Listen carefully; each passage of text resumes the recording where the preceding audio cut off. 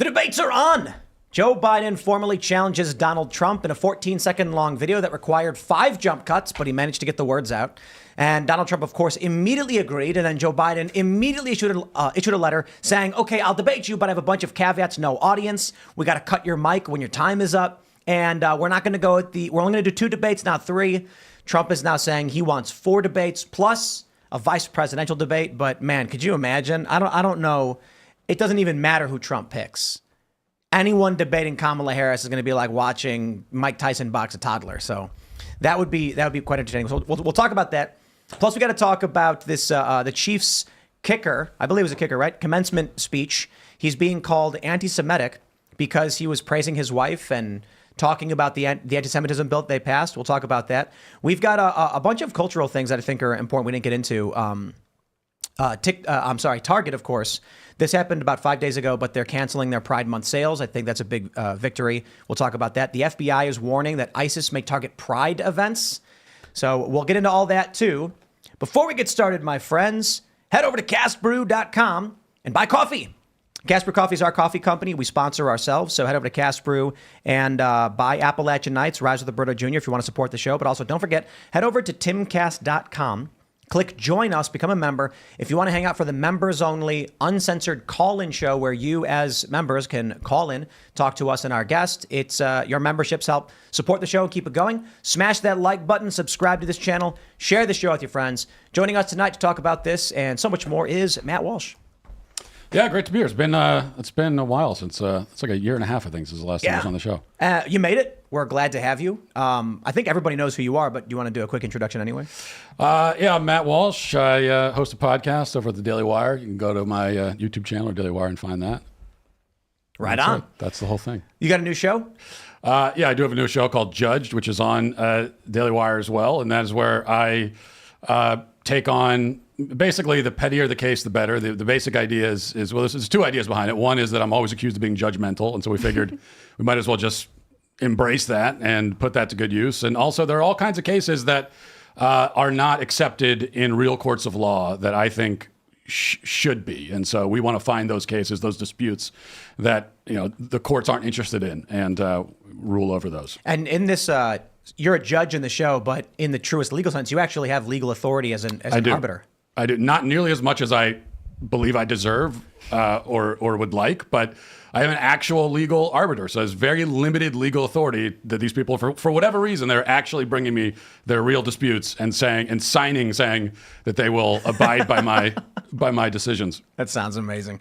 Right on. We'll talk a little bit more about the show, I suppose, later on, but we'll get through the news. Mary's hanging out. Yeah. Hello, everyone. My name is Mary Morgan. I co-host Pop Culture Crisis here at Timcast. You can go find me there. Happy to be back. I'm Hannah Brimmel. I'm back again. I'm a writer for SCNR.com. That's Scanner News. You can check out all of our work at Timcast News on Twitter. Hi, Serge. Hello, Hannah Claire. Hey, guys. Let's get to it, Tim. Here's the big news. So we've got not only the debates are confirmed, there's so much nuance in this debate story. So Joe Biden comes out this morning saying, I'll debate you, Donald Trump. It was a 14-second long video. It had 5 jump cuts. The man could not express himself in he could not just say 2 sentences without needing a ton of edits. It's kind of sad. I have no idea how this man's going to debate. But Trump, of course, truthed out that he will be accepting.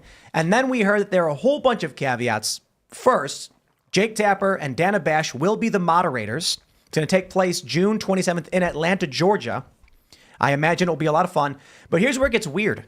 Fox News says, here are all the restrictions Biden's team demanded in their Trump debate offer. President Biden's team does not want former President Trump to be able to interrupt the president. All right. So no audience, no RFK Jr. or any other third-party candidates. What else? Limited news outlets. Wow, this is crazy. Candidate mics must mute after time expires. And I think that's it for the most part. But no audience. That one's big. And I think the reason for that is kind of obvious. I think everyone would boo Biden. I mean, is that the issue? And Trump thrives off the audience. I mean, he's very performative. And so being able to read the room is when he's the best. Remember that town hall that he did? And he just totally made a fool of the moderator, partially because he didn't talk to her. He talked to the audience. Right.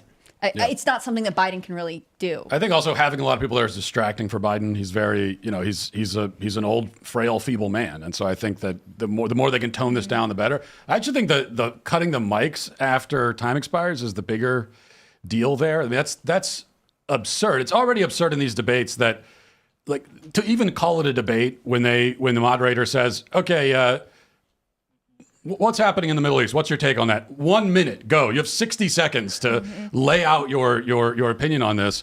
That's already ridiculous. But if they actually cut the mic at that point, and both And of these who's guys, cutting it, right? Is it the moderator who hits the button, or is it a sound guy in the back? and also neither one of these guys are known for being succinct to begin with, so they're not going to be able to get even one thought out before they cut the mic. To be fair, Trump might get one thought out, but have 50 he wants to get in the 60 seconds. Biden will mutter gibberish, and we won't know if they're thoughts at all, but he'll say something.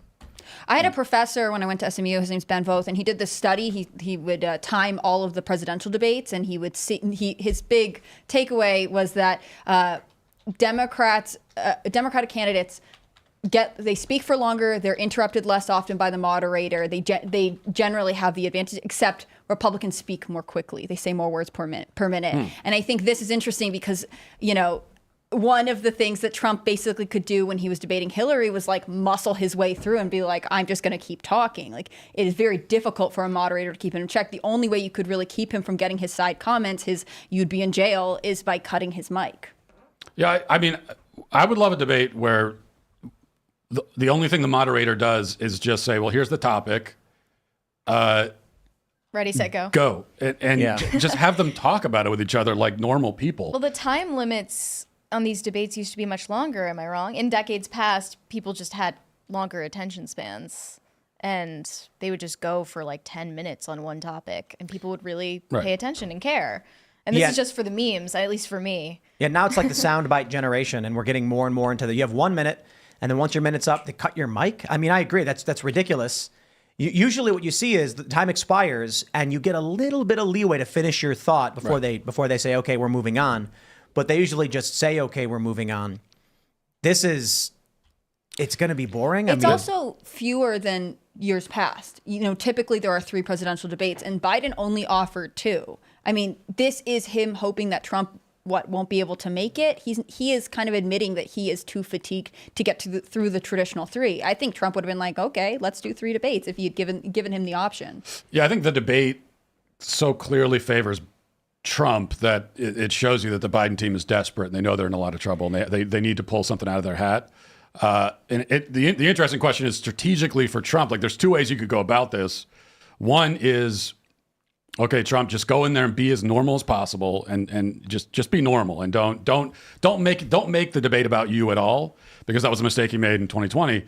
But there's another approach, given the fact that Biden is half dead, which is try to fluster him, actually go after him hard and try to fluster him. I think Trump tried that in 2020, didn't really work.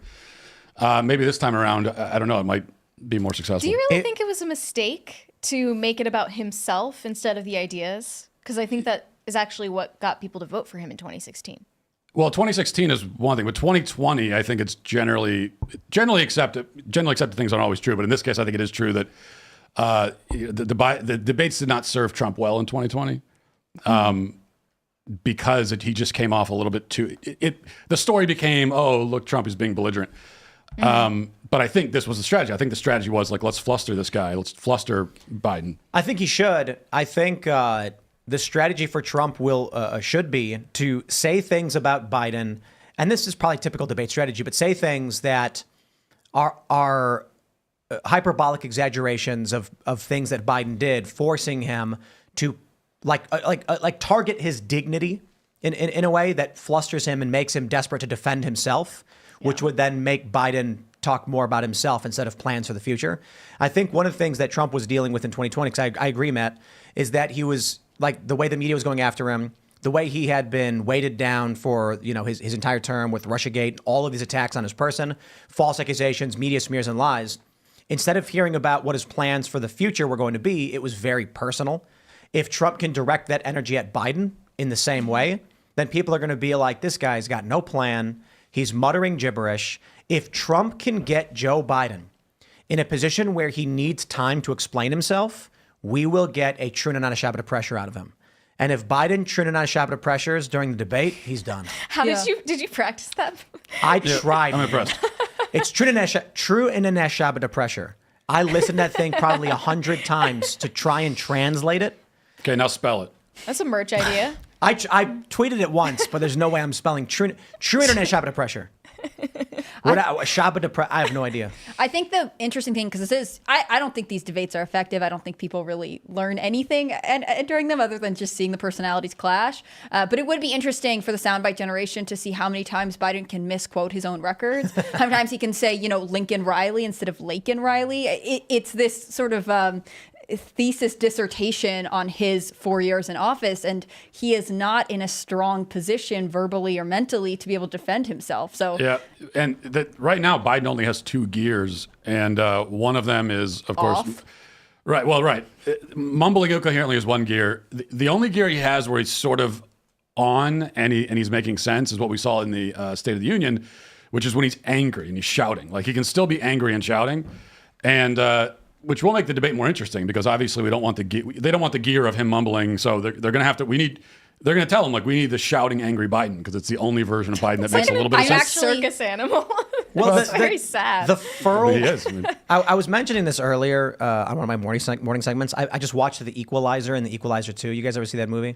Denzel Washington, and he's like a retired agent, they call him, and he's basically just a badass who kills bad guys. But the way he acts in the film as a badass is stone-faced, right? Denzel Washington nails a performance where he's just like, he talks like this, and you know that he's going to win and defeat the bad guys. Joe Biden has this fake persona with a furrowed brow where he's trying to look like he's fired up, but he's really tired. And so it looks more like a confused old man yells at child on lawn. That's what evokes this pity in me, and I'm also disgusted at the same time. It's confusing. I think him belligerently yelling, though, Trump could handle that easily. Like, an angry Biden, if Trump can keep his if Trump cannot engage in the fight, just be like, it's okay, Joe, just calm down. You did a bad job. Like, it would be hilarious to watch him handle it. Trump should demand a drug test, but only for uppers. It's like, I don't care if you're taking anything that chills you out, but no uppers. Caffeine I think included. they should both just be zinned out of their minds. Zinned. The one thing I do agree with, though, is no RFK. And I know it's going to piss off a lot of the RFK people. I personally would like to see a third-party candidate, an independent, the libertarian candidate. The thing about RFK specifically is that if you want to argue the polling threshold doesn't make sense because it creates a gate, it's a self-fulfilling prophecy. Someone without access to the public stage is not going to get the notoriety required for a poll. Fine, I understand. Maybe no polling requirement. Maybe just be on the ballot for every state. RFK is not on the ballot in every state, and I think the issue is, I could be wrong. How many states is he on? I don't know, but I'm pretty sure he doesn't have enough to even win the presidency.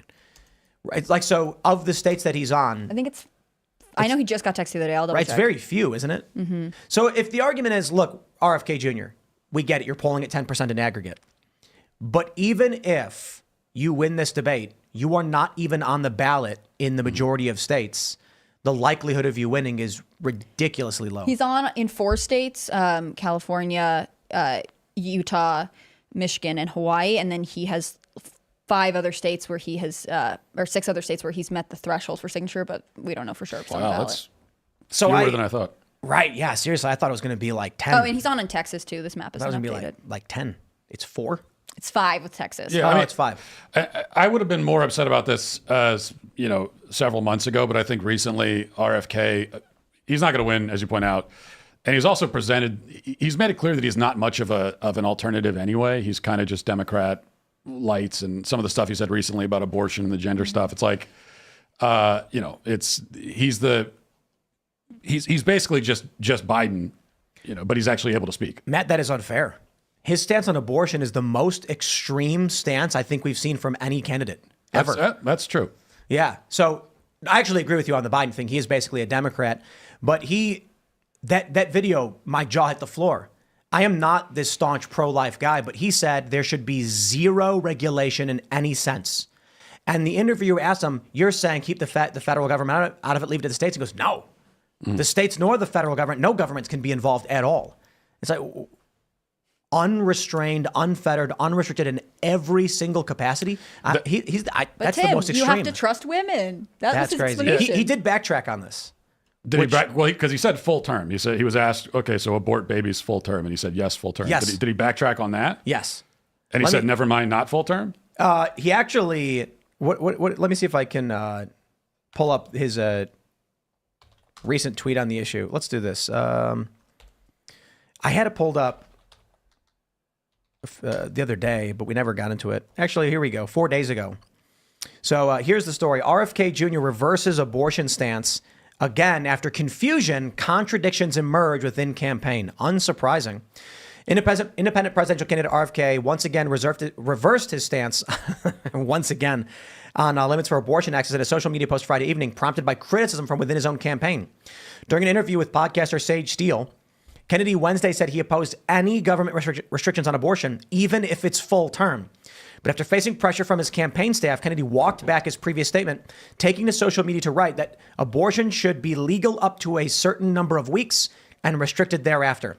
The independent longshot said he now supports abortion up until the point of fetal viability and that he had changed his mind because he was willing to listen. I can respect to a certain degree the person who says, wow, I was really wrong about that. I don't believe RFK right now really thinks he was wrong about it. I don't think a sane person holds the position that a woman should be able to have a full-term abortion. Just trust her and let it happen. I'm like, even if we all agree the health of the mother in extreme circumstances, whatever those circumstances may be, we expect there to be some kind of oversight for these processes. Him coming... I don't agree with that, by the way, but... You don't think there should be any oversight for if there's going to be a medical emergency or something? Or No, I'm saying I don't think there should be abortion at all legal under any circumstance. We'll clarify the definition of abortion. Then you mean like elective in the instance where a woman is deciding to terminate her pregnancy of will. Right. What I'm As saying, opposed to... RFK's position is effectively, literally, for any reason the woman decides, we'll just trust her on it. Yeah. What I'm saying is, even in the case where a woman is like, she's dying, and they're like, ma'am, we have to terminate this pregnancy. I'm sorry, but the baby and you are both dying, and we're going to try and intervene. I believe, like, most pro-lifers wouldn't call that an abortion. That's medical intervention to save the life of the mother, which may result in the death of the baby, right? Would you agree? Yeah, if it's a scenario where, let's say, she has cancer, and they say, well, we could treat the cancer, it may result in the pregnancy ending. That's kind of the principle of double effect, and that wouldn't really be a direct abortion. Now, if they say, well, we're going to go in and terminate the pregnancy actively, then that's an abortion. You're killing baby. So let's say that there's a woman with a pregnancy, and I understand this is like it's substantially more rare. A woman is pregnant, and the doctor says, if this pregnancy continues, you will die. We can try to deliver the baby, but the pregnancy may have to be terminated. The baby may die in that process. Would you disagree with that? I would absolutely disagree with killing the baby and then delivering the baby, and especially in the circumstances you're talking about, which are extremely rare. And a woman might be in a position where, look, this pregnancy needs to end, or you're going to die. Well, then okay, you can end the pregnancy by delivering the child. Yeah, I agree with that. Alive, right? And then do everything you can to save the child. You might not be able to, but do everything you can to save the child's life. The abortion is the extra step of we're going to kill the baby first, because you have to deliver the baby regardless. It's like, are you going to deliver a living baby or a dead baby? I completely agree. Right. So I guess my point was, typically when it comes to the issue of abortion, people say for the life of the mother, that's the exception, right?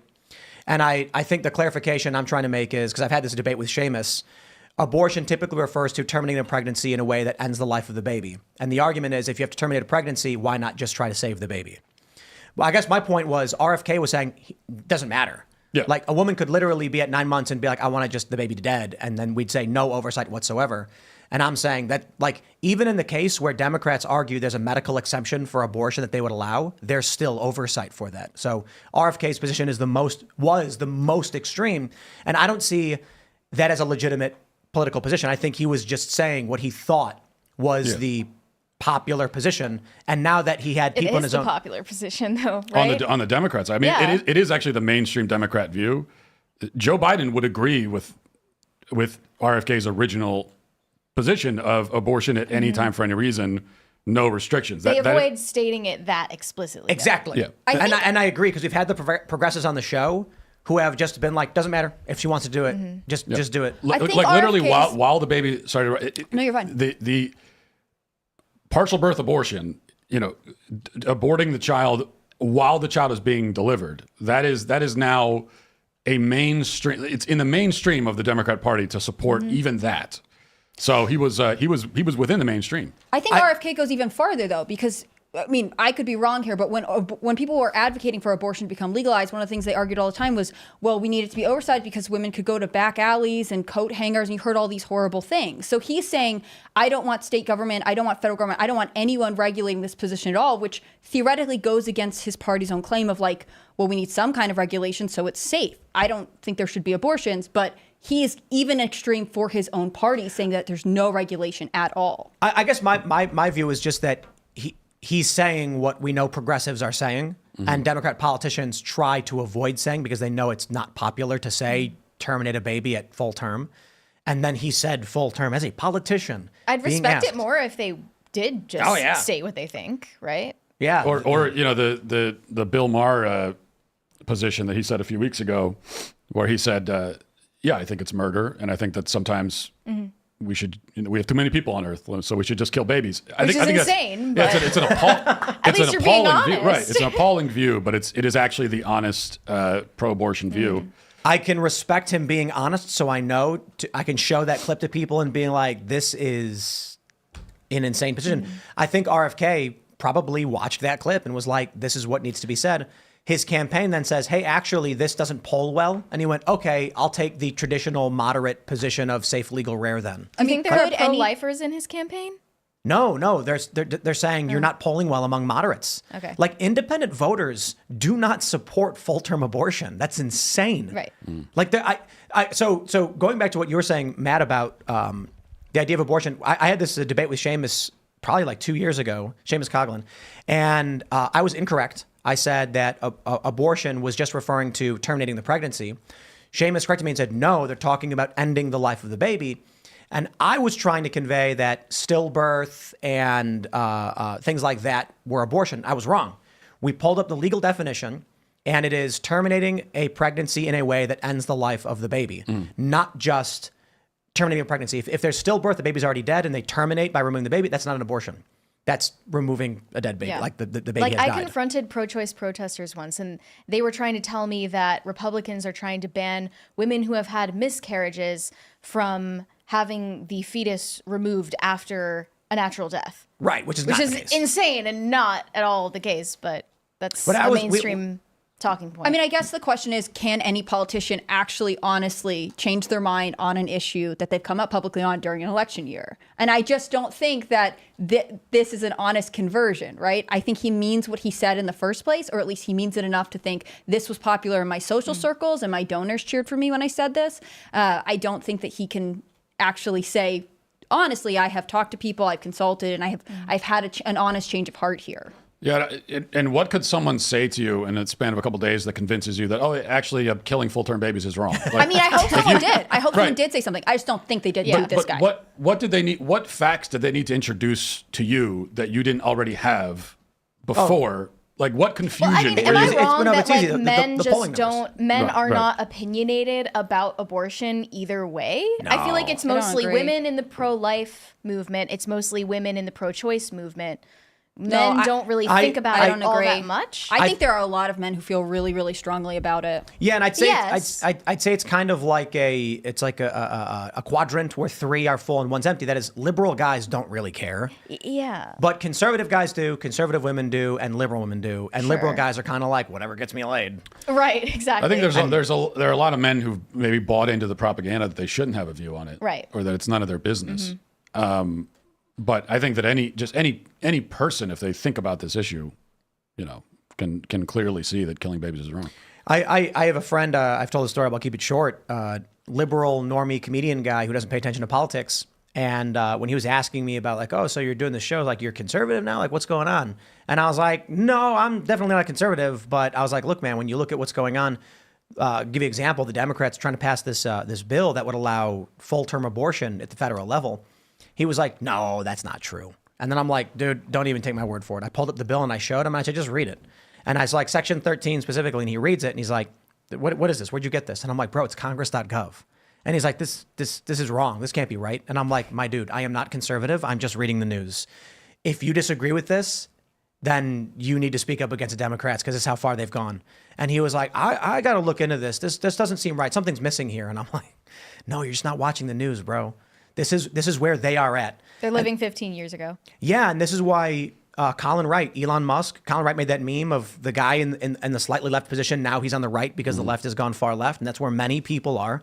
And that's why Trump won. And that's probably why he's going to win again.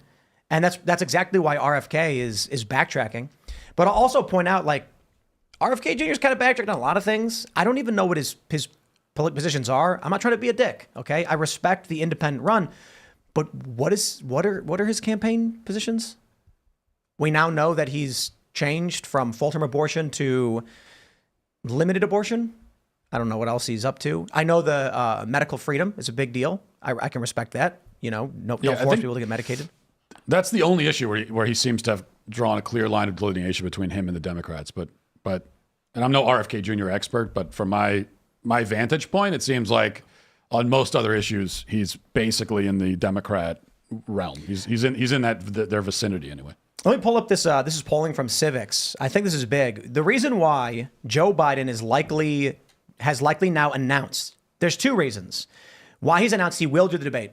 One of the most interesting ones I've heard is that he is concerned, his team, his campaign, that the Democrats will try to force him out and bring in a new candidate, someone who can probably win. And the reason why they're saying they want to do a debate earlier than normal, they're claiming, it's because people need to hear the debate before early voting begins. Others say it's to force the position so they can't change and they have to have Biden. But I think it's this. This is Civics. Favorable or unfavorable opinion of Joe Biden. Of course, Democrat doesn't matter. You click Democrat, 79% favorable. I mean, that's kind of bad for the Democratic incumbent. Republicans, of course, unfavorable. Among independent voters, right now, the latest polling from Civics, 27% favorability among independent voters. We pop over to Donald Trump. Of course, Democrats don't like Donald Trump. Of course, Republicans do like Donald Trump. They like him a little bit more than Democrats like Biden. Among independent voters, Donald Trump has a 38% favorability. He's up 11 points. Despite the fact that independents overwhelmingly don't like either of them, Trump is still up by 11 points among independents.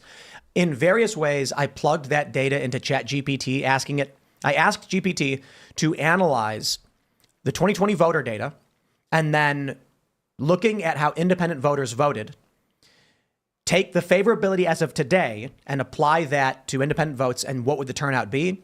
I got varying answers. They were all in favor. They were all Trump wins. It was like one projected a Trump landslide due to this is a huge shift in independent voters. I don't believe that's accurate. ChatGPT is probably wrong.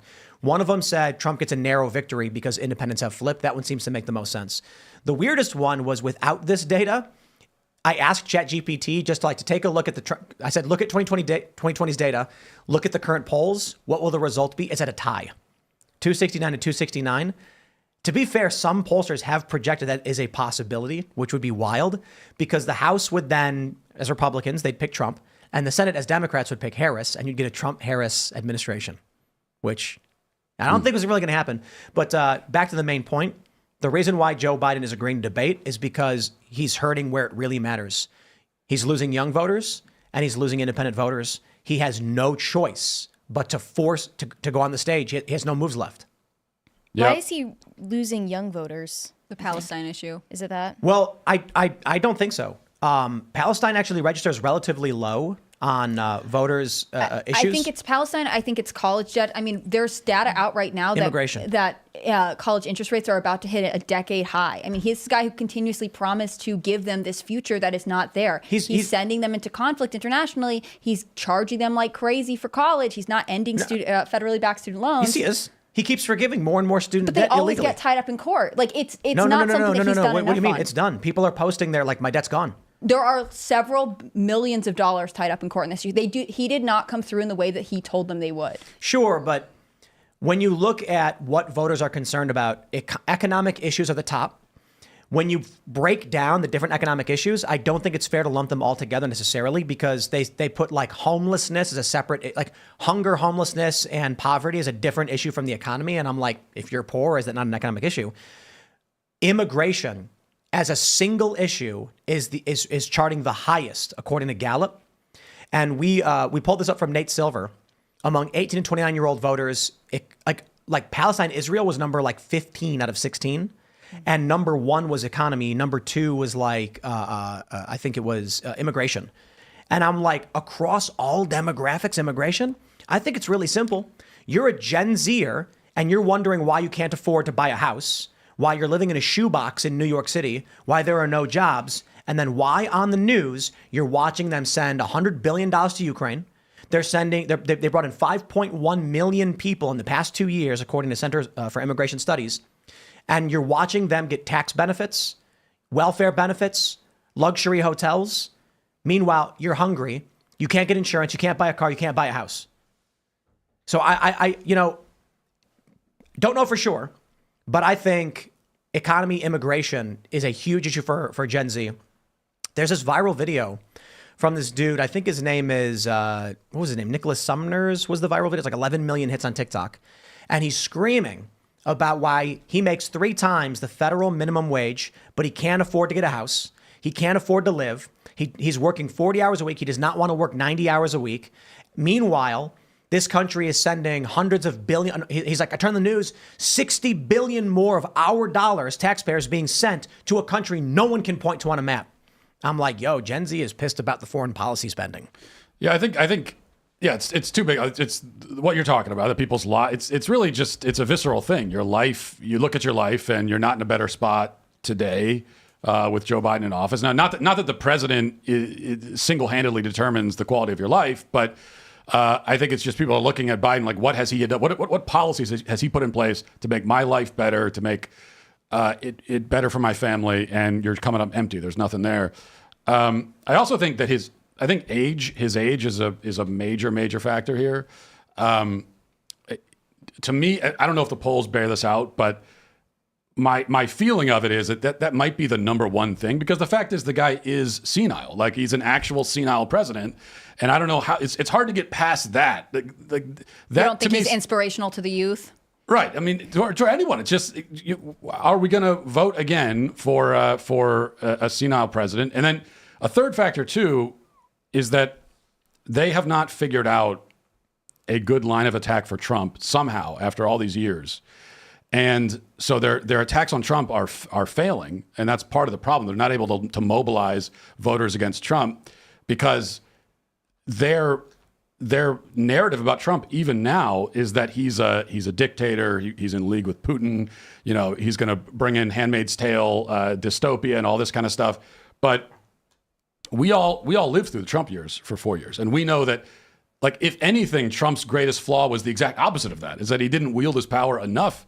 He was very shy, actually, about wielding his power. He's the opposite of a dictator, but that still is their narrative about him. They haven't updated it, and so they've got this senile guy overseeing a collapsing economy, and they're running against this other guy, and they can't figure out what their narrative is against him, and that's sort of the situation they're in. I think that's especially true for voters who were below 18 when Trump was in office. Like, if you were 14 when Trump took office, you graduated high school right when Biden took over. If you maybe went to college, if you've been working for a couple years, now you're inheriting this economy and this culture that is extremely negative and sort of in disarray. It makes you want a change. And if you were looking back thinking, oh, my parents had, more money under Trump and they weren't complaining about inflation as much, like, whether or not the president is the one who fixed it, you're going to look back at that time much more nostalgically, and you're going to want it. And it was something that you didn't vote into office, but now you might choose to. And the fact is the Trump years were good until 2020. Mm-hmm. And, I'm as critical as anyone about Trump's handling of COVID. But the problem is that we all know that if a Democrat was in office, it would have, all the mistakes that Trump made, the Democrat would have made, but worse. And we saw that once Biden went in. So that's sort of a wash. It's a non-factor. And so you look at the first 3 years and you say, well, the country's in a pretty good place. Were you for Trump during like the primary when we had multiple candidates, or were you like DeSantis or somebody? During this primary? Yeah. I would have liked to see Ron DeSantis. I think Ron DeSantis would be a great president. I think you'd wipe the floor with Biden in a debate or in any other way. But he didn't win, so Trump's the guy. Would you want to see him in Trump's cabinet or in his No. office at all? No, I wouldn't want to see that. Number one, I just think it's a waste.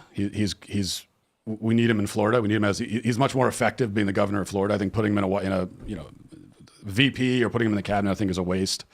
Who do you want for VP?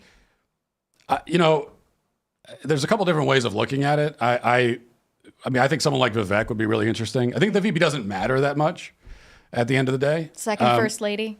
Right, exactly. It doesn't make much of a difference. I think that Trump doesn't want someone who he thinks might get more publicity than he does. He might feel overshadowed by, so it probably won't be someone like Vivek. I've heard Doug Burgum being floated around. Like, there's no reason why it'd be Doug Burgum except that he's just sort of a non-entity and he's not going to overshadow Trump. And he's a billionaire, right? So Trump might find him relatable. Right, Yeah. that's true. But the other thing too is that the reality is that many of the people that work for Trump are in his orbit. The relationships often don't end terribly well, and so that's one of the reasons why I wouldn't want DeSantis in that circle, because it could you end up sullying what could be a powerful person in the movement going forward. It's interesting. I think that is one of the interesting things to come out of this election. It's not necessarily Trump winning if he does. It's what happens to the momentum that has built around this idea of MAGA and this sort of American First movement, because it's not clear who would be the next leader. I mean, I do think Ron DeSantis has an interesting career ahead of him. I think there are a lot of really promising people, but it's not like there is a carbon copy, maybe, nor should there be, of exactly Donald Trump. Yeah, we don't. That was one of DeSantis' mistakes in the primaries, that he sort of positioned himself as Trump without the baggage, right? And but the problem is that there's only one Trump, and there's only going to ever be one. And that's okay. Ron DeSantis doesn't need to be Trump. He needs to be Ron DeSantis. Right. And so that is the question of the MAGA movement. Does it live beyond Trump? And I think it doesn't. If the insistence is that we need another Trump to take the reins. Right. Let's jump to the story from Rolling Stone. Oh, we chose the one of the most vile ways to interpret the news. Chiefs kicker spreads anti-Semitic lies in Benedictine college graduation speech. Harrison Butker claimed Congress passed a bill where stating something as basic as the biblical teaching of who killed Jesus could land you in jail. So the actual story is Chiefs kicker Butker congratulates women graduates and says most are more excited about motherhood. Look at the distinction between this, and this is AP. That was his speech. Sorry, he says, quote, or let me read a little bit before because they get some context.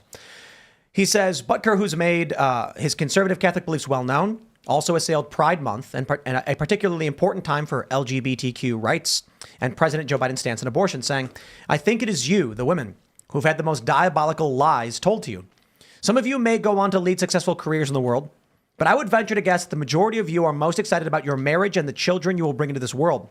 I can tell you that my beautiful wife, Isabel, would be the first to say that her life truly started when she started living her vocation as a wife and as a mother. The way Rolling Stone put it is that he was spreading anti-Semitic lies. And we saw this story, and Matt was instantly like, what's anti-Semitic about it, I guess? And I suppose Rolling Stone did the meme. The anti-Semitism bill gets passed in the House. They say that the IHRA definition of anti-Semitism is how they will determine whether someone's being anti-Semitic. Mm-hmm. One of the examples they gave was, it said, parentheses, i.e., claiming Jews killed Jesus. Then you had many people arguing that you would be accused of anti-Semitism for saying such. Now Rolling Stone is claiming that he's spreading an anti-Semitic lie for saying what the bill and the website actually said. Now, to be fair, I don't think there's jail time for that bill. I think it's a civil violation, meaning that if they can interpret your actions in expressing biblical teachings, where in the Bible it literally does say Jews killed Jesus, and that is the underpinning for some kind of discriminatory action, then you are civilly liable, and could be sued or something. So I don't think the going to jail is correct. I think the real story is his message to the young women, right? Because Benedictine is a Catholic college. Having gone to a Catholic college for the short time I was there, I know that what he was saying is true, and I know that it resonated with those young women, and they were clapping for his speech. He got a standing ovation. Like, they loved it, and it's true. I interacted with these women, and for context, I was at Christendom College, and when I was in conversation with these other female students, a lot of them said they don't really know what their career ambitions are. A lot of them were hoping to, get their MRS degree, unabashedly so. And they hosted workshops for these girls where stay-at-home moms would talk about their lifestyles. And, that is a profession, although people don't word it that way. Being a homemaker is a profession in and of itself that you don't need a degree for. So I think that his speech was really sweet. Aside from anything else, that's the only part of it that I saw. Yeah, I would say not to play semantics, but I think being a homemaker it's work. Yeah. But it's not a job. Sure. Yeah. But I would say not a job, it's a profession. Right. Or even, it does. It's a vocation. It's a vocation, Yeah. right? It's a vocation, and it's work, and it doesn't need to be. It's like there are Sure. honorable, noble things to do that aren't jobs. Mm-hmm. And the interesting thing about this is that, of course, if he had, there's controversy because he said this to women. If he had said something similar to men, which maybe he even did in the speech, I haven't heard the whole speech. He did tell men that they should embrace masmasculinity. Okay, right. And if he said that, or if he said to men, look, you might go out and get a successful career. I hope you do, but when you get married and have kids, you're going to look back on that as the most important thing you ever did. Like, and any married man would say that about himself, and it's not a controversy. So, but to say it to women somehow is. It doesn't make sense to me. There was a Ronald Reagan letter, I think he was writing to his son, and one of the lines, he's giving him some advice. The son had been like professional career, whatever.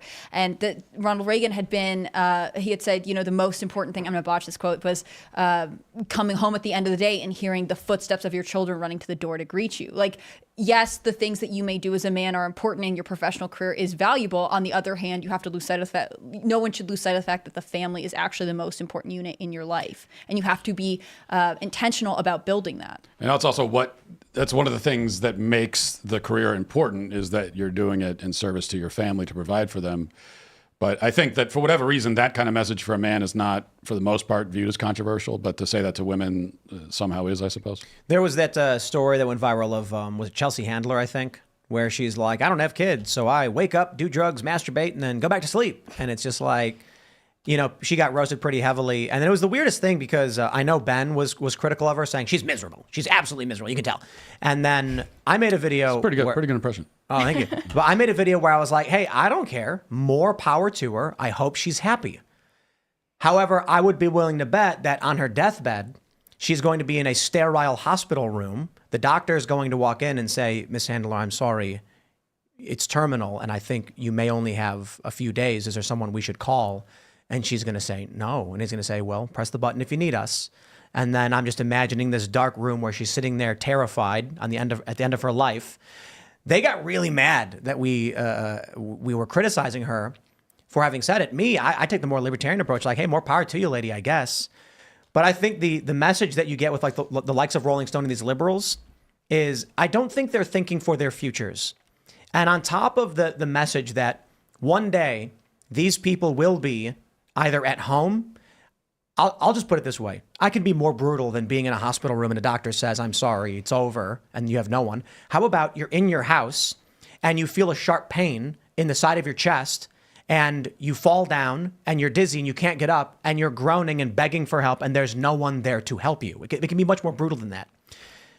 That's the world that they resign themselves to in much greater numbers because they reject family and family supports each other. But if we want to get into the macro of things, the bigger picture, Social Security is expected to start breaking down in 2033. And many of these people, like Chelsea Handler, are going to vote in systems that expect the younger generation, the children of responsible families, to pay the bills of the likes of Chelsea Handler and Bill Maher. Well, to be fair, they're both rich, so they'll have servants or whatever. But the average person who believes in that world and decides to live that way, they're going to be voting in laws that extract from the younger generation of responsible parents who had families. Yeah, and that's already, and they already are. That's already happening. I think that pointing out that, and I've said it many times, that people like Chelsea Handler are going to die alone, as you've said, and not just die alone, but then leave behind no legacy, no lasting impact on the world. And that's important to point out. But it's also like while you're living, it's just not true. When Chelsea Handler, I'm a little bit less generous than you, because when Chelsea Handler says, I'm very happy living this way, no, you're not. You're not actually happy living this way. I know that you're not happy. You know that you're not happy. There's a reason why you're making a video saying, hey guys, I'm happy. Like generally when you make a video and the whole purpose is, oh, look, everyone, I'm happy, it means that you're not, because happy people don't feel the need to go around trying to convince the world that they are. But also, that's just not how human happiness works. Humans cannot be happy that way. We find happiness in relationships, in sacrificial, loving relationships.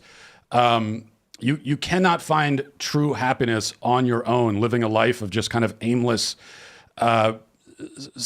self-centered recreation. It's like the movie Into the Wild about the Christopher McCandless. Christopher McCandless goes out on his own into the Alaskan wilderness and then he ends up dying, in the woods. And his parents had no idea what happened to him for a long time because he just burned his money, left his car in a ditch. Right. And I don't know if this is in the real story, if this happened or not, but in the movie, he writes a message in his book saying something like, happiness isn't real unless it's shared, or something like that. That's his last thought that he has before he dies alone. Wow.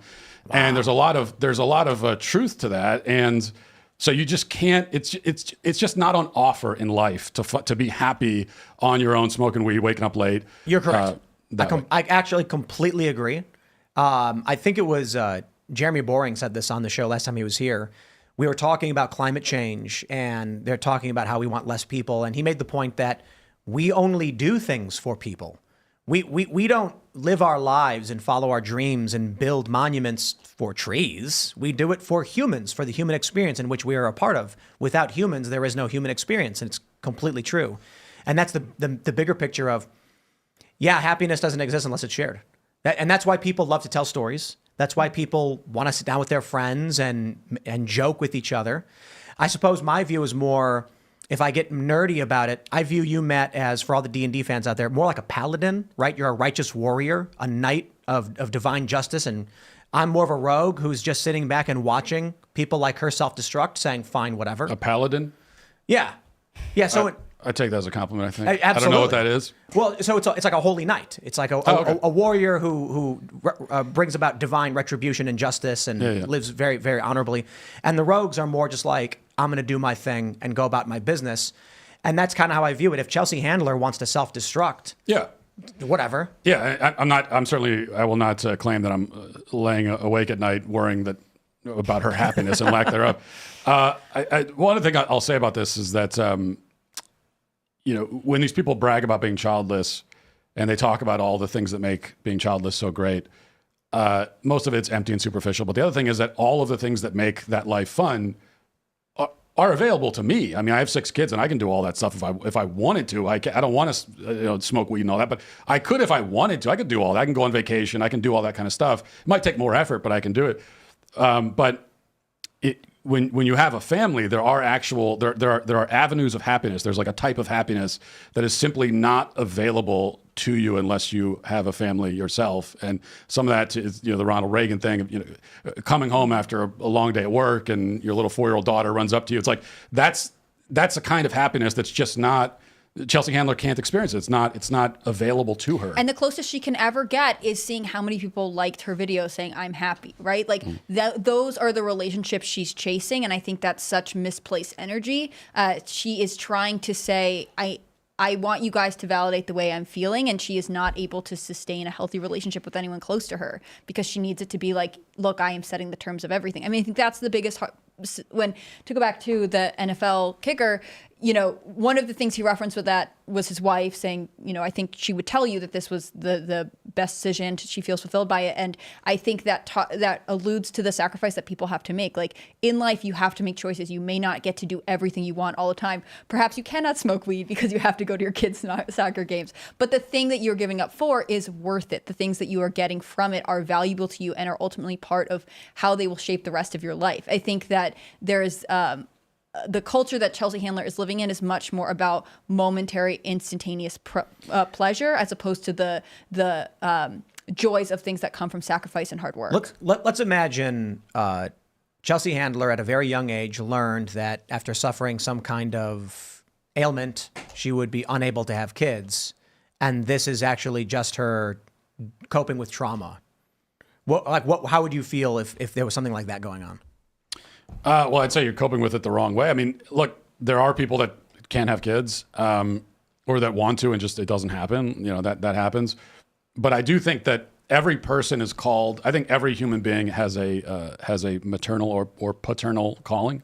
So every man's called to be a father and every woman's called to be a mother. Usually that will take the form of the biological sense where you actually have kids.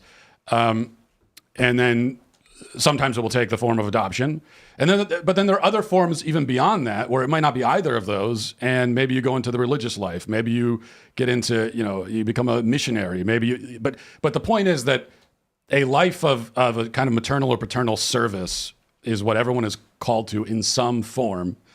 And I think if you just reject that outright and say, I don't want any part of that or anything that looks like it, you're living not only a sort of pointless and pathetic life, but also one that's like deeply sad, I think. The scariest thing is if you do not have kids, it will be the first time since the dawn of humanity that your line did not reproduce. So the weight of every single one of your ancestors is upon you to continue your family. I just think of all the relatives who like nursed their kids through like smallpox or yellow fever and like helped raise them and sacrifice for them. We talked about this the other night, like parents who were like, I came from nothing, but I'm going to work hard to give you more. And then at the end of your line is this person who's like, but I like to have my house decorated in a certain way, and I like having two incomes and nothing to do on the weekends. We're dinks. So I guess this is better. Well, the sinister alternative that they're promoting right now is chosen family, like the Friends cast, where you make a bunch of friends, and someone like Chelsea Handler has like gay best friends, and they go out and post it to social media. But those people they don't have any loyalty to you.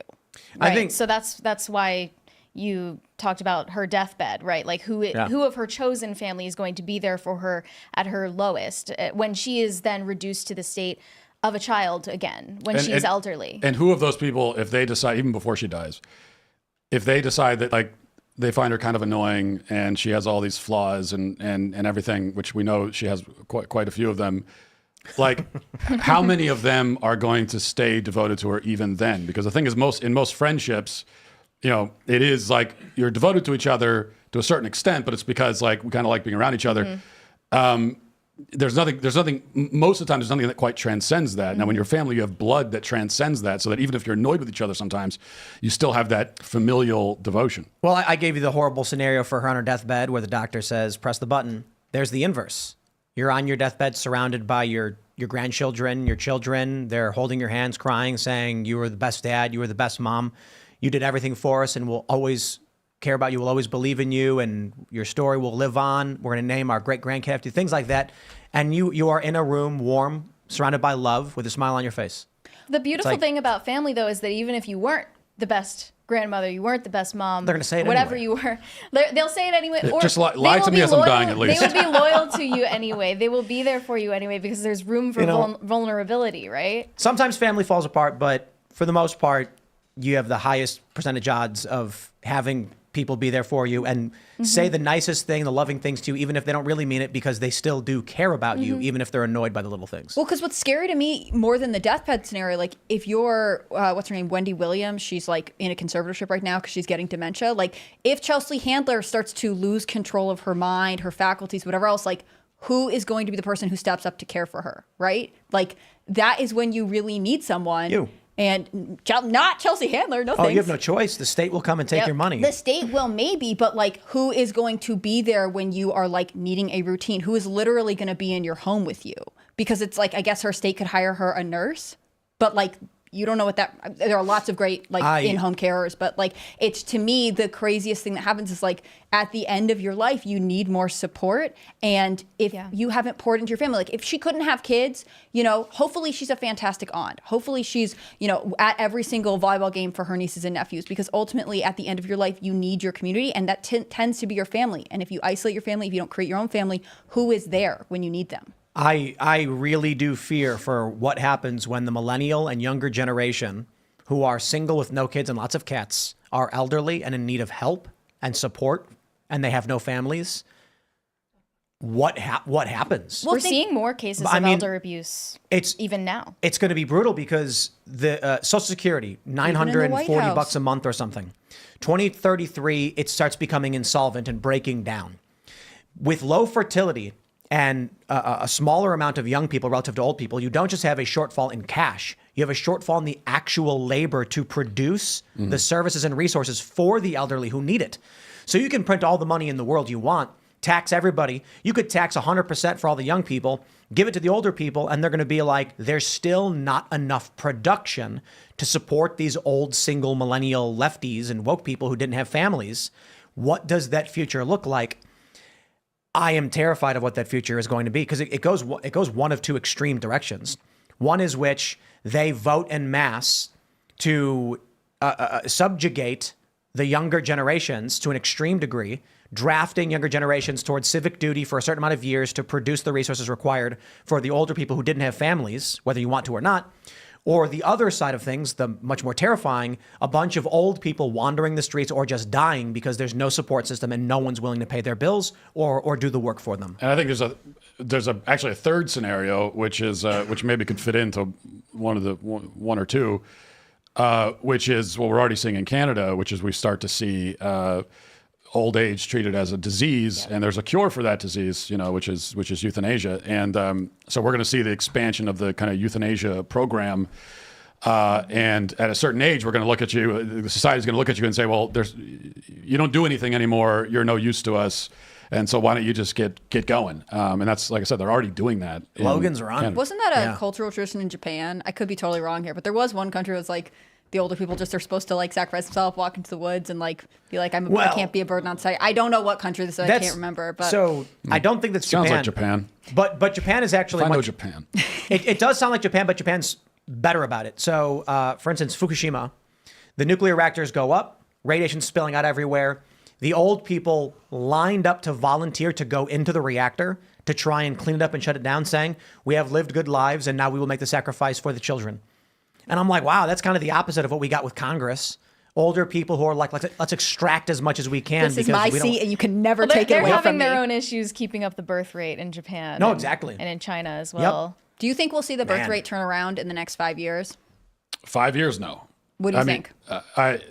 This is a generational problem. It took us generations to get here. So, there's no sign of it turning around. I think that we're far off from the point of experiencing actual population decline.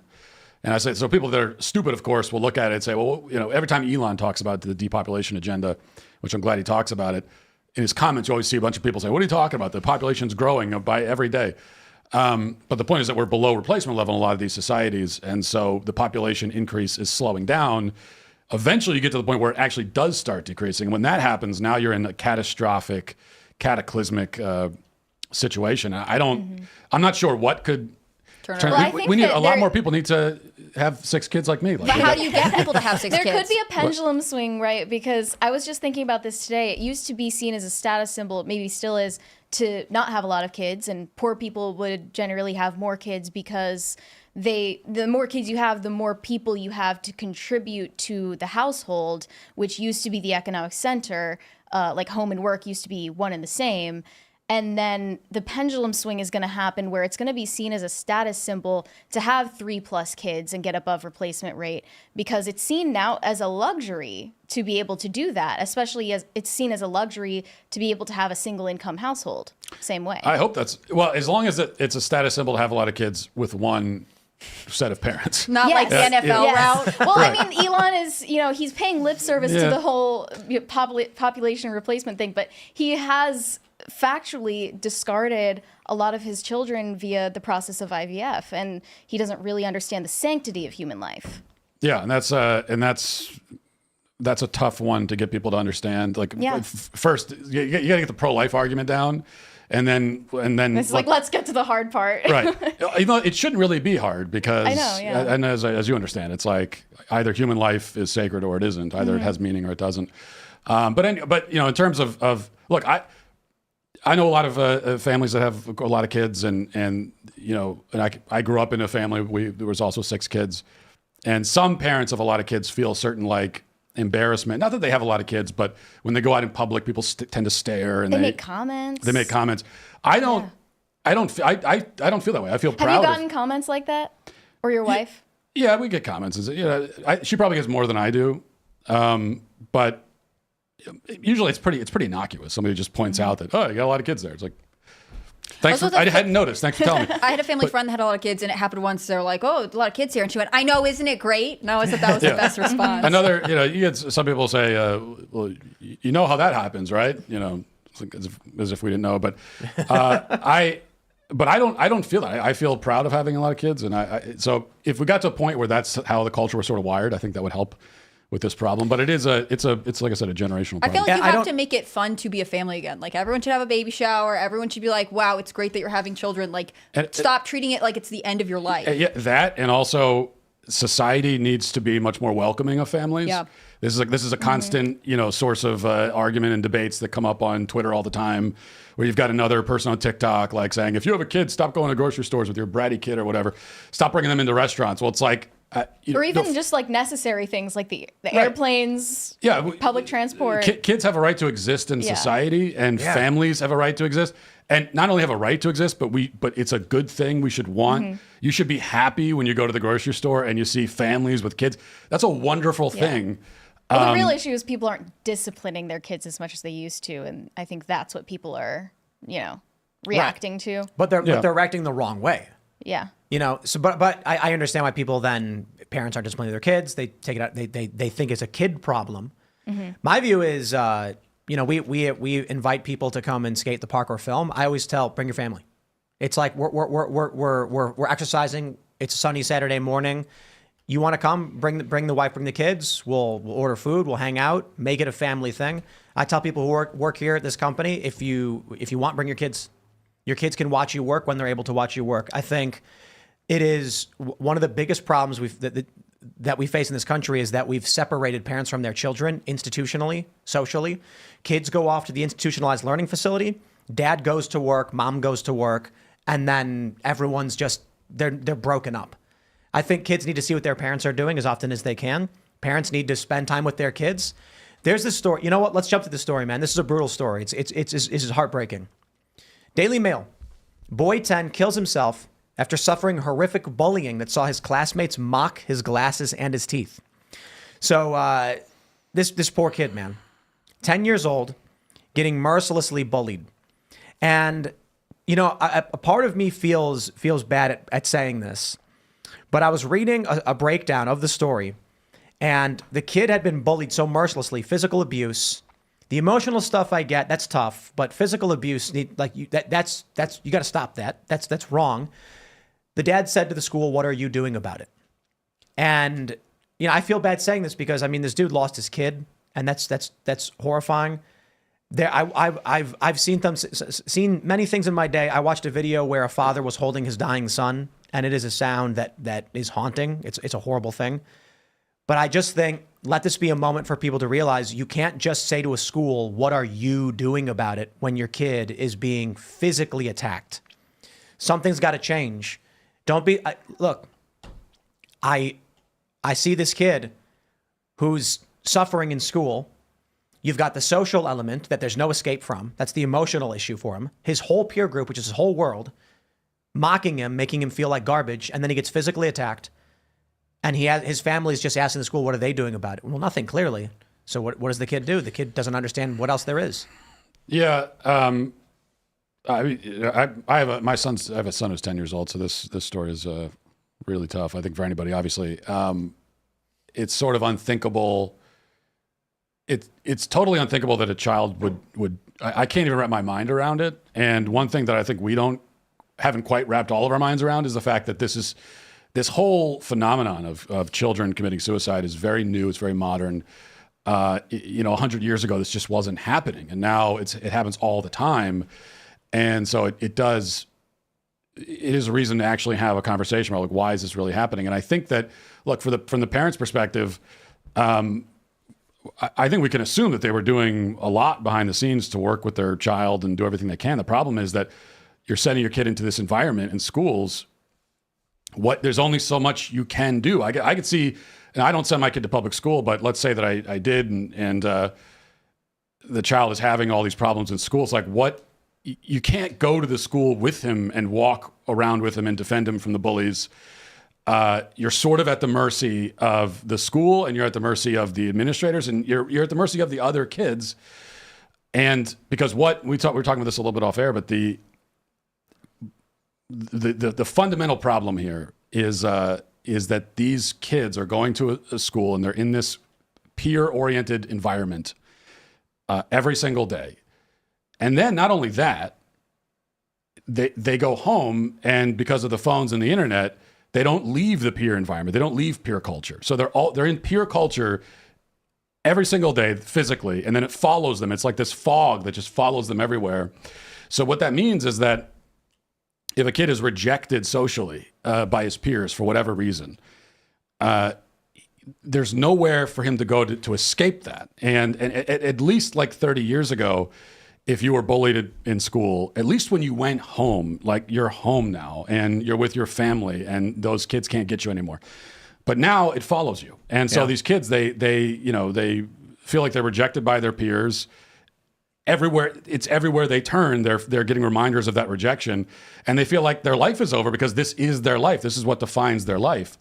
And so that's kind of how deep the problem goes. I think it is like we when we hear about these kinds of cases, we think, well, why is bullying happening? It's a problem with bullying. Well, kids have always been bullied, and bullying is a terrible thing, and we should try to stop it in schools. Kids have always been bullied, and yet they weren't always committing suicide as a response to that. And why is it? Is it because kids are like weaker today? No, it's because of this peer orientation, this peer culture that they are totally immersed in and cannot escape. And I think that's the fundamental problem. I look at the majority of human history and how children were raised. When the kid was old enough, the dad, who's a carpenter, would say, "Son, grab those nails over here. Come here, I'll show you what I'm doing." The kid would watch. There's not the same formal education in school and institutionalized learning that we have today. So the kids really did grow up with their families, and the kids worked all day. And the dad worked all day, and the mom worked all day, and they worked in different ways. And then at some point, we got the industrialization of human society, where instead of the children, boys and girls growing up with their parents and living on the family, being on a farm, really, for the most part, it turned into public schools that were like factories. Kids worked, but they worked in horrible conditions. And we were like, okay, this is bad. We can't have kids working in these conditions. But the issue now is, I don't blame the parents. Not at all. I think they're victims of a system that makes it impossible for parents to find a way out. The one thing I hear a lot of when I say things like homeschool your kids, try and get back to how humans actually raise their kids to the best of your ability. The way the economy is set up, it's nearly impossible for many parents. They're like, in order to have a roof over our heads and food, we both have to work. We can't afford daycare, so public school is the only viable option. Then our kid is effectively being tortured in this environment, and neither of us can go to the school, like you were saying, Matt, and intervene, can't afford to homeschool, and we don't know how to solve this problem. And I think that's one of the reasons programs like the Hope Scholarship in West Virginia are really important. Like having the option to say, this school isn't working for my kid, I'm going to pull them. With the Hope Scholarship, you get money to then send to a private school or use to homeschool, like making it so that parents can really be in charge of the educational environment their children are in. Because if one parent can't stay home and homeschooling's a lot of work, then maybe there's a private school in your area. Maybe there is a co-op you can join. Like being able to remove kids from educational situations that aren't working is really important, especially because there is a social component to a lot of suicide trends. I mean, there are studies that talk about suicide pods where schools that experience a suicide might see 2 or 3 more pop up in the next 5 years because there is the idea that like once it is in a student's mind, it makes a student that is potentially at a higher risk already more likely to commit. And I think especially young children are susceptible to suggestion. We see this in public schools all the time when they're suggested ideas about gender, they're suggested ideas about religion, and it's a vulnerable time. And I think the biggest thing we could do to offer parents in this position support is to make it possible for them to remove their student. And in this case, like if your kid's attending public school and you're paying into that tax base, like take the money with you and go somewhere else. I don't think that making it so it's like, well, we as the administrators kind of did nothing and you're kind of stuck. Like this is all we can offer you is enough. I don't think it's good enough, especially for parents like this. You do private school for your kids? Are they going to like a private Catholic school? We homeschool. Oh, okay. Homeschool. Yeah. Completely. Yeah. Well, we had, there are different, when you homeschool, kind of to your point, there are resources available, there are co-ops and that sort of thing that you can do with your kid. And there are many more options now than there ever were before. Homeschooling has become a much more mainstream option for people. Although as much as I advocate homeschooling, I still understand that it is the reality that some parents just can't. You just can't do it, and it comes down to the economics of it, the finances of it. And if both parents you need to work in order to keep a roof over your head, then public school might be the only option. And then I would say if you're in that spot, the best thing you can do is make sure that when your kid comes home, that he is home now, and that your home is a different place entirely from the school. And take away the phones, take away the internet as much as you possibly can. And it's like, we're home now together, and give them that like oasis away from all the stuff at school. I think more people need to discover rural living. I was mentioning the viral video earlier from a Gen Z guy saying he can't afford to live, he can't afford to buy a house. What's up? And I'm like, well, you can in West Virginia. You can buy a house for like $70K, a nice one. It's just that you're in a rural area. You're not living in the big city, but a lot of people want to live in these cities. So I think there's a social cultural issue. I saw this interesting map of population density in Ireland, and it used to be in the 1800s completely even, like a couple 100,000 people in every different district or whatever they're called, and now everyone's in Dublin, everyone. And I'm like, well, that hyper concentration is going to strain resources, the environment, the cost of living. People need to be more content with living further away from the cities. I understand then the other challenge of gas. Gas gets expensive, and that's why it matters. It's also access to jobs, right? For a lot of people, that if you live in a rural area, it necessitates them working from home, Which is becoming more accessible. But you're right. You are right. I'm just wondering if, when I see a story like this and I hear about a man and a woman and they're saying we both have to work full-time jobs to support this house, I'm just thinking, like, is it possible? I don't know if it's even possible, but assuming it's possible to live like humans did 100 years ago, get a cheap plot of land in the middle of nowhere, build the house, work nonstop, get some animals, and be self-sufficient. Is that a possibility today if you wanted to get away from this system and protect your family? I mean, I think of course it is if that's what you're choosing to prioritize, right? Like if you're saying we both need to work to afford this home in this city, and we pick the city because the schools are good, but actually all of our kids are suffering and having a bad time, like maybe you can go back to the drawing board and say, well, if we move over here and pay less, one of us can stay home or one can be home part-time or whatever it is.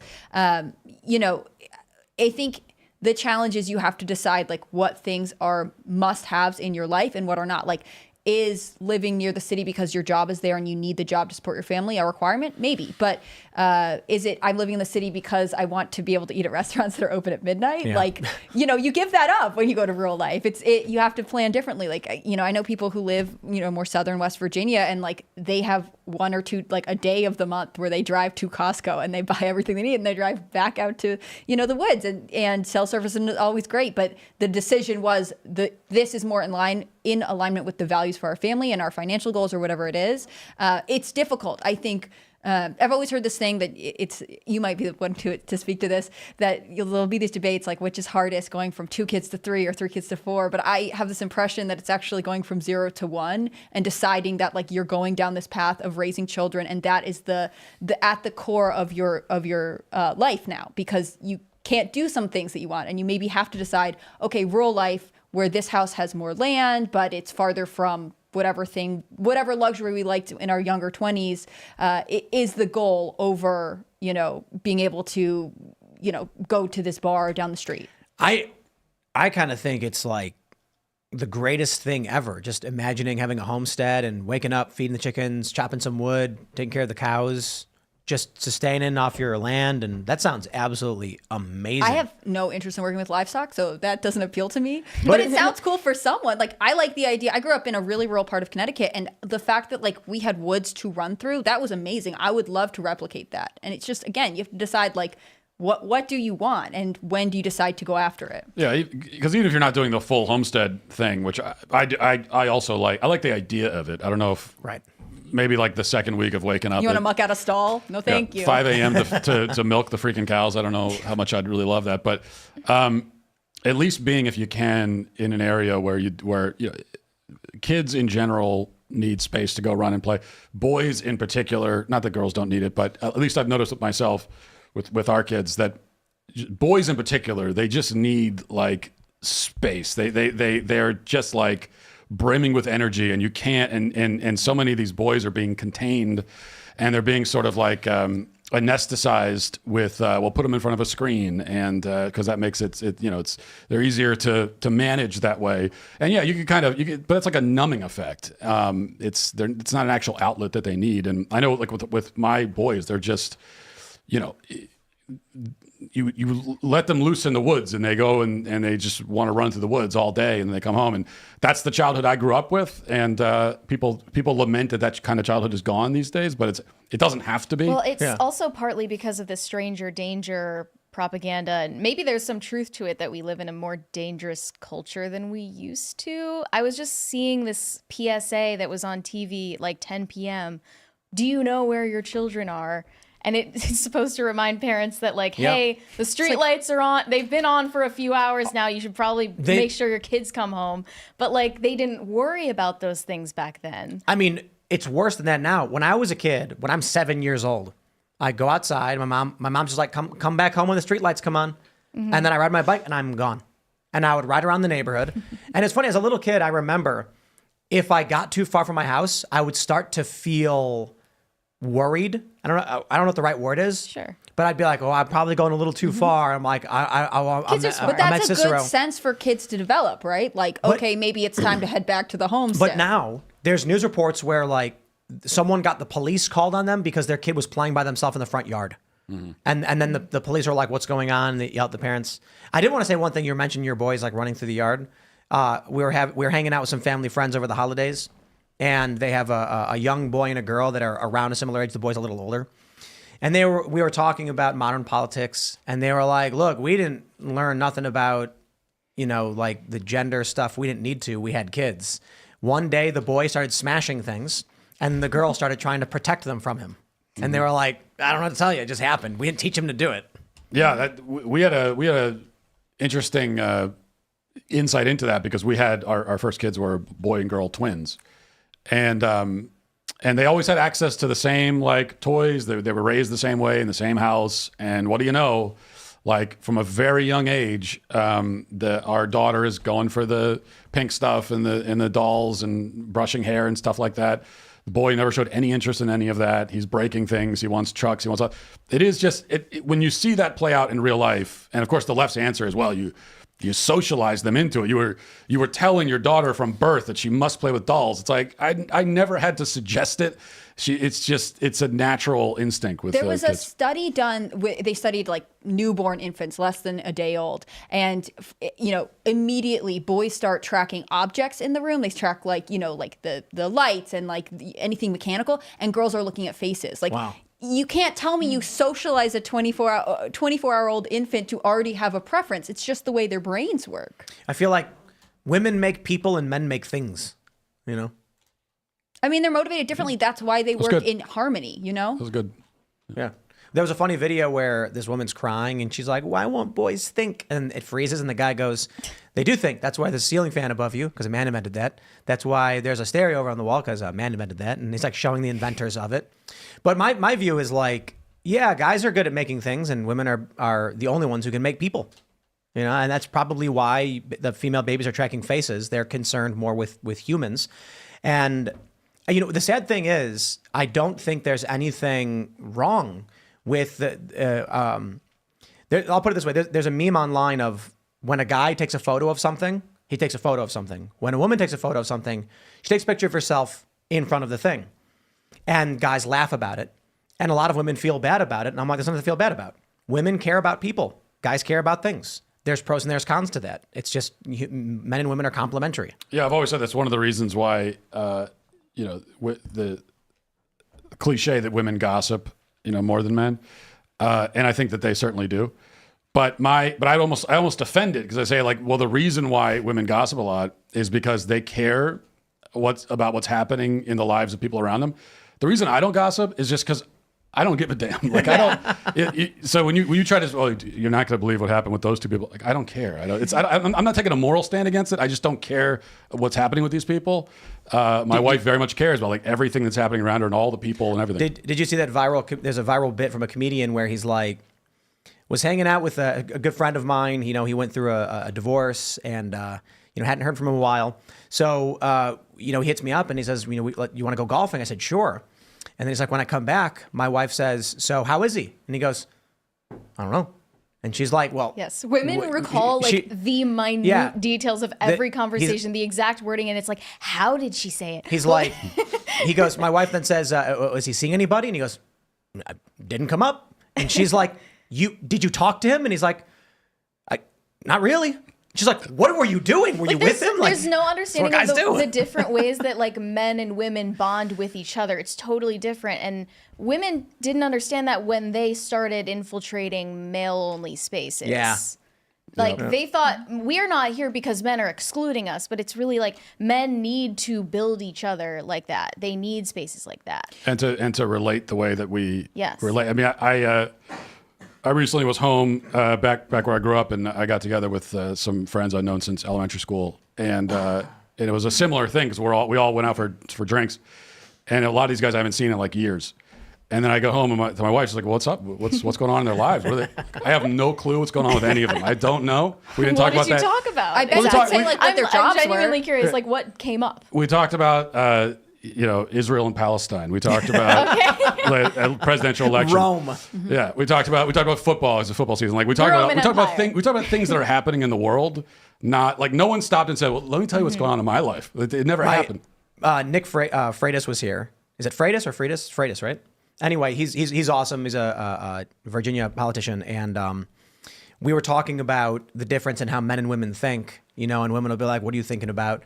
And then I forgot how he said it, but it was really funny because he was like, "Well, sometimes it's just I'm not thinking about anything," and then they think that you're upset or something. He's like, "No, I'm thinking about how many exits are in this Walmart and how do I secure it in the case of a zombie apocalypse." It's like, and I was like, that's what I'm imagining weird stuff like that all the time. It's totally meaningless, but it's also very much like that viral meme where the guy and the woman are walking through the building. And the guy, it's like, you see the guy's face and he's like, all right, I got 2 exits to my left, 1 behind me. There's a guy who's over there. He's kind of sketchy. Let's move a little bit to the left. And the woman is going, making my way. But she's like that because she's with someone she trusts, right? Like men and women are supposed to be complementary so that you can do different things. Like if your wife goes out and is like, hey, it turns out this family's moving and that might change what's going on in our lives and whatever else, like that's valuable information to know. Like obviously there is bad gossip, but we want men and women to function differently so that they can cover a huge set of skills. If they all do the same thing, number one, women end up unhappy, and also society doesn't function as well. Let's jump to this. We'll do one more segment here. We got this from SCNR. Target ditches Pride Month merchandise after last year's backlash. Company refuses to say how many stores will no longer sell LGBTQ items. The company announced May 9th that its Pride Month apparel will be available online and only in select stores based on historical sales performance. This marks a shift from prior years during which the LGBTQ merchandise was available at all stores. Last spring, the company was forced to alter its marketing, after facing national outrage over Pride-themed merchandise. Target also sold tuck-friendly swimsuits. Yeah, we get it, Given these volatile circumstances, we are making adjustments to our plans, including removing items that have been at the center of the most significant confrontational behavior. They say that the company, which operates around 2,000 stores, moved Pride displays from entrances in some stores around the U.S. and placed them in the back. This is a major boycott victory. This is people walking into Target stores and seeing this tuck-friendly stuff right there in the front. There was one story where a family had walked in and they had kids with them and they were immediately like, whoa, like I don't want my kid seeing this. And the kid having to ask, Mommy, what does tuck mean? And like, that's not something our kids are prepared to see and we want to discuss with them. So much like, the Bud Light boycott, we're now seeing Target is backing off. The boycotts are working. And I know a lot of people are often dismayed. They feel black-pilled. They feel like we can't win and we can't have a more wholesome culture, but you can. And the most amazing thing about this is it happened literally because people just paid attention. It's a good news. Yeah, paid attention. And I think part of what conservatives have figured out how to do in the last year or two, it's very new in Target and Bud Light. Of course, Bud Light's the number one victory, but both of these together is that it's not even just a boycott. Like a boycott is, okay, we're all going to agree not to buy this thing anymore. And then boycotts, most of them don't work, but eventually they end and then you're back where you started. But what's happened with Target to a lesser extent, Bud Light more so, is that we actually have been able to. It's like a branding. Like we have rebranded what this company is in people's minds, so that it's not even an effort to not purchase the product or not go there anymore. It's like I don't even want it. It's not cool. I don't want to be a part of that anymore. It's just not part of my it's just not part of my routine anymore to be. So that even if they change their ways, I probably won't. I probably still won't. Use I agree. Right. It's if I'm looking up a store because I need to go buy a mop. I was talking about this earlier. I just don't go to the Target. I'm just like, I don't even think about it. I don't care what their marketing is now. To a certain degree, though, there's the question of, do we completely abandon these companies and say we just don't want to deal with it? Or do we reward them if they do the things we do want them to do? I think if you get an actual surrender, essentially, like if and Bud Light even still it has not done this, but if they come out and say, I apologize for doing that, we apologize, we shouldn't have done that, we've committed, but that hasn't really happened with either one of these. I think we disagreed on that point, and there was like a shadow debate where I said something like Bud Light effectively giving up as an opportunity for us to declare victory. And then you said something on your show where you're like, no, I disagree. We have to push forward and refuse to buy their product. My point was, even if they don't admit it, force them to just say we won. Oh, we won. Look at this. They're backing down. They're sponsoring UFC. That means we win. Haha, we win. Which puts pressure on the woke to have some kind of counter. Otherwise, that's it. If there's no rebut, then it's ours. But I definitely see, I think your point was more, you have to get the apology, otherwise they're getting a free pass or something like that. Yeah, I mean, it's an interesting argument. I could see the argument for it. It's a strategy. There we go. It's a strategy, and it's all about the messaging. A lot of it is, can you get that messaging to actually stick? But I think that if you don't get some kind of actual acknowledgement from the company, like they've done what you asked, and they are telling you that they're doing what you asked, then I just don't think. I think that trying to declare victory will appear hollow. Well, it's only a half victory if they're only removing the Pride merch from half of the stores and probably only in red states. And we don't even know how many. We don't even know if it's half. Yeah. Right? I cause for optimism that this stuff does have an impact. Because I see a lot of people saying that they tune out of the news. They're too pessimistic. And I'm like, literally, look, you see the story about Target, Bud Light, and all that happens is the next time you go to the liquor store, you go, Yingling, and you grab a different case. Your day is not inconvenienced in any way. In fact, I got to say, if you're swapping Bud Light for Yingling, your day has dramatically improved. So it's good. But this means that they see the negative sales. It forces them to do some kind of course correction. And simply by knowing you're winning, voting with your dollars, voting with your feet. That's one of the reasons why I shout at Public Square all the time. And we had Michael Seifert on just the other day. You're familiar with Public Square? Yeah. Fantastic. Because you can just pull up the app and be like, I am buying from this company. I don't want to buy from that company. I think that's the major effect of the Target boycotts in my mind, which is like it broke the habit of going to Target for so many people. And it makes me wonder, like, instead of going to Target to get all the random things, did they start going to the local franchises of Ace Hardware or whatever it is? And that money comes back into the community faster than if you were to send it through, the big corporate pipeline of Target or even Walmart. Or did they go on Public Square? Did they look up something local and start deciding that's where I'm going to get this thing that I buy regularly from?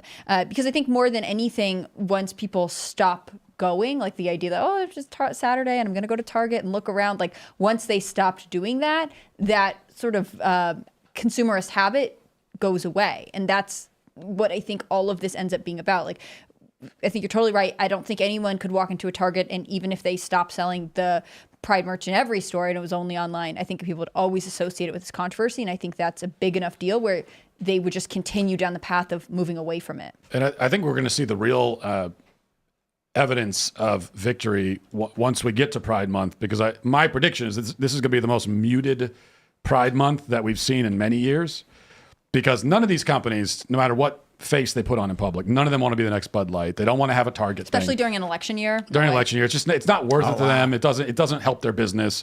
And at the end of the day, these are businesses and they want to make money, and that's what they care about most.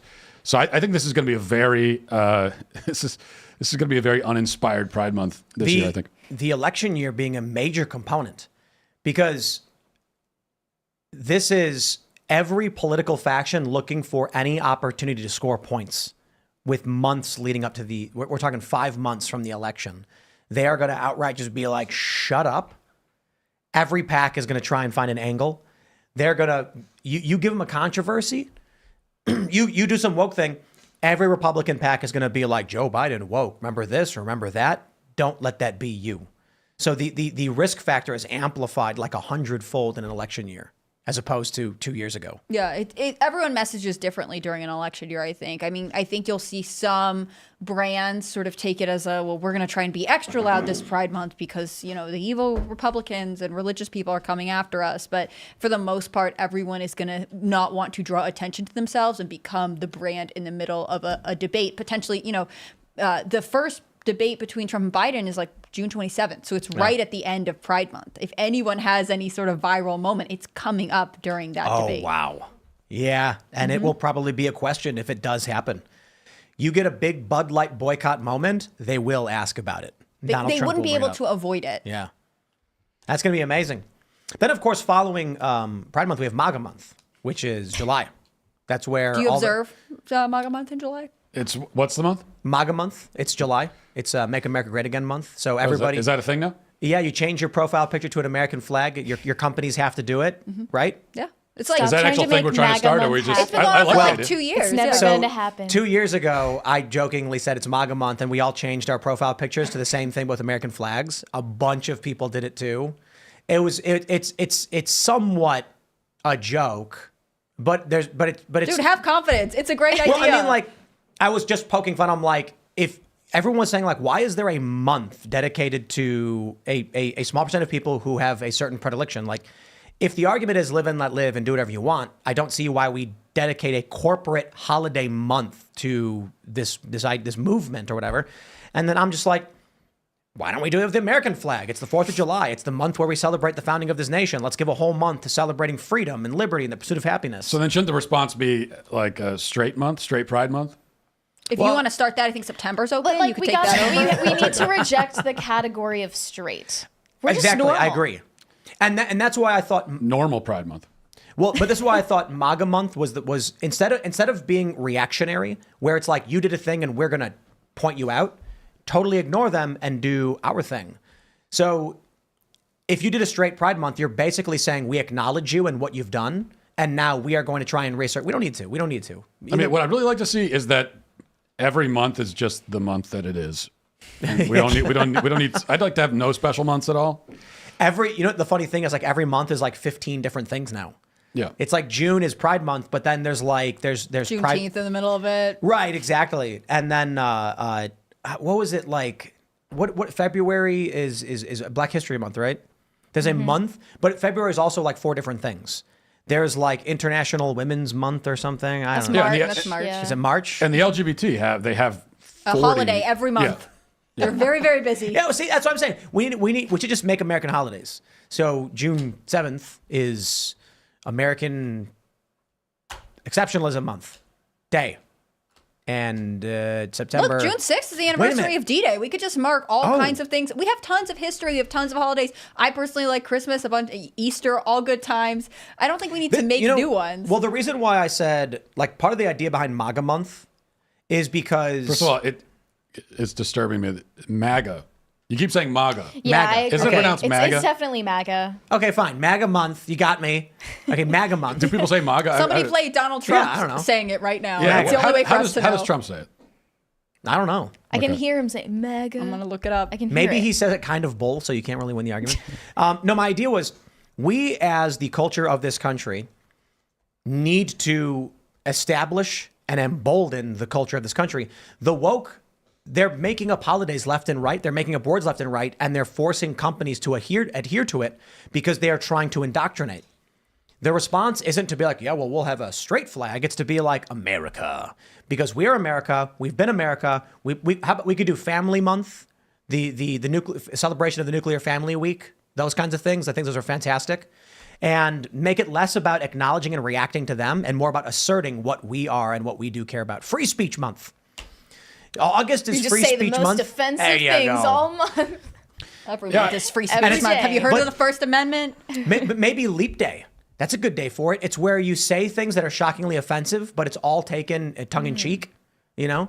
Like we got April Fool's Day, and that doesn't really mean anything, but Leap Day is the day where nothing counts. So you're supposed to have free speech and say whatever you want, and no one's supposed to be able to get offended by it.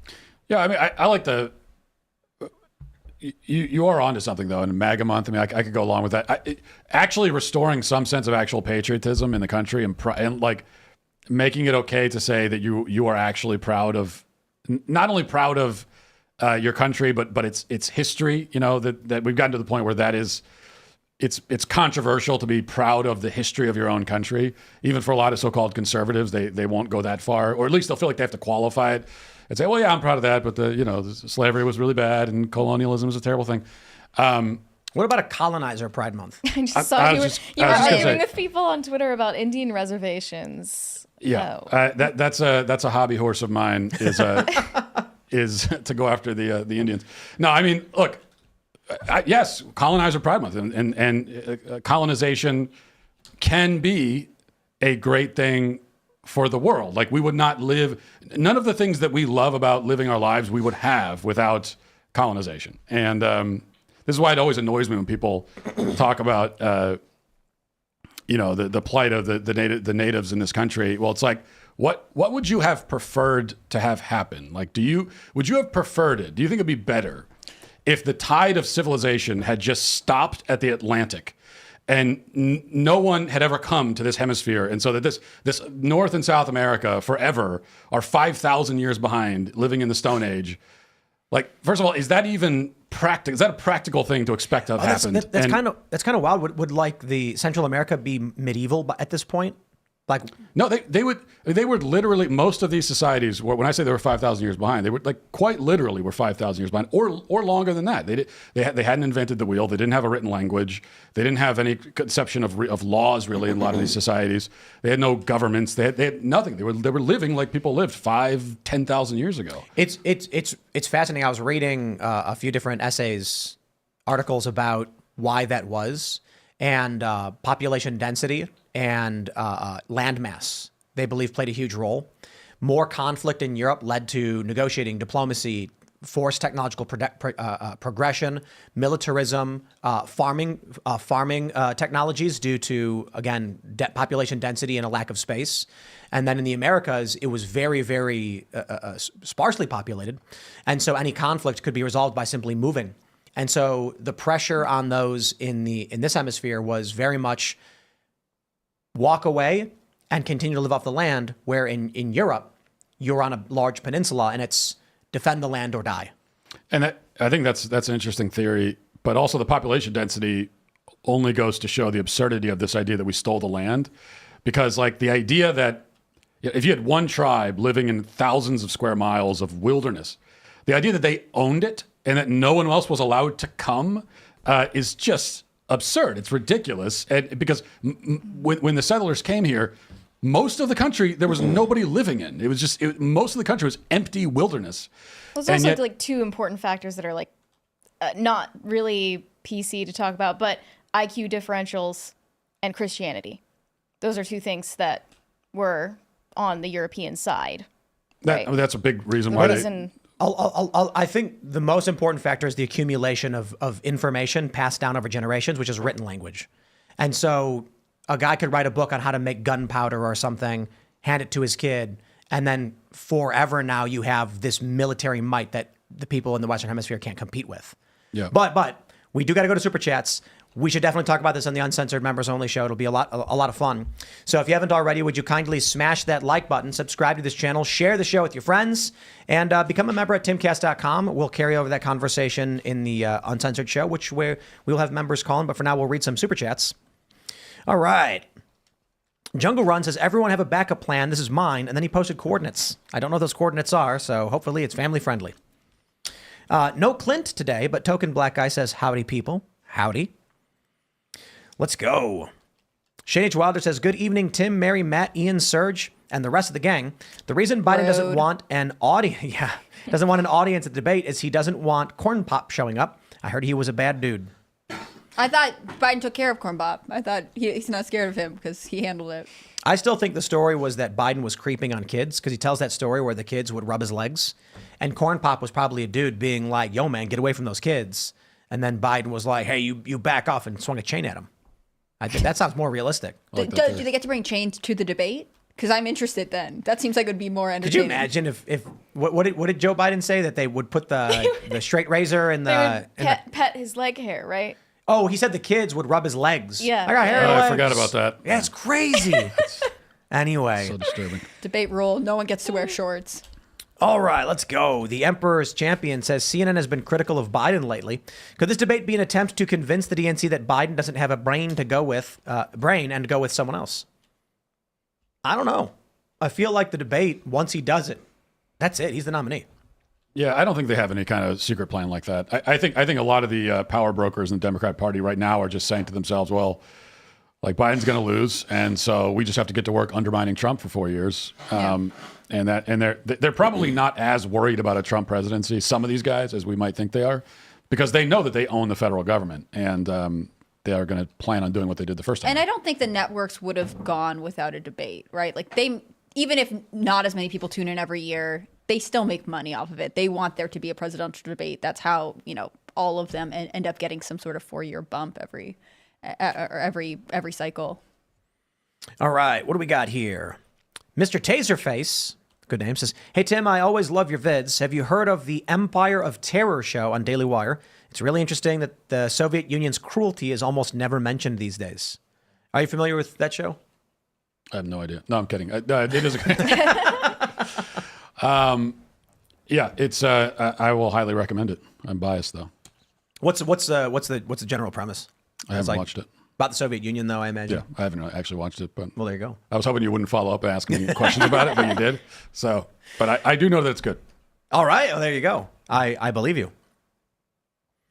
Uh-oh. Questionable content says, now that he's here again, I better hear Tim talk anime with Matt. I know he would love Attack on Titan's take on racial politics. Yeah, so what's your view on anime that it comes up all the time? Yeah, infamously, I once declared that anime is satanic. And everyone knows that everything I say is 100% serious. I never deploy any sarcasm whatsoever. So clearly I meant that quite literally. What's the percent then? If you didn't mean 100, what, like 95%? What, 95% satanic? Yeah. Yeah, it's at least 75% satanic. But there's the 25% that isn't. I don't know. Yeah. Look, I did actually sit and watch an anime. Which one? It was the One Punch Man. Oh, yeah. Yeah. That's a good one. It's silly. It's fun, though. Yeah, it's just. I think they wanted you to watch the serious ones. Yeah, like Attack on Titan. You'd actually really enjoy. I hated a Attack on serious Titan. cartoon. So Attack on Titan, I'm going to spoil it. I'm just going to spoil it because so bad. I don't really expect you to watch the full thing.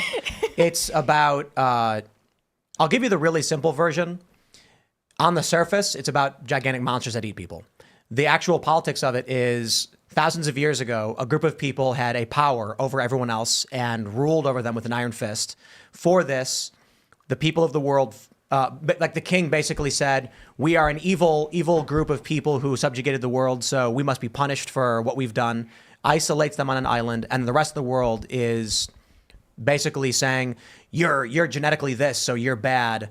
And they're on this isolated island, basically, which is a permanent prison camp for the crimes of their ancestors. So it actually is an interesting premise.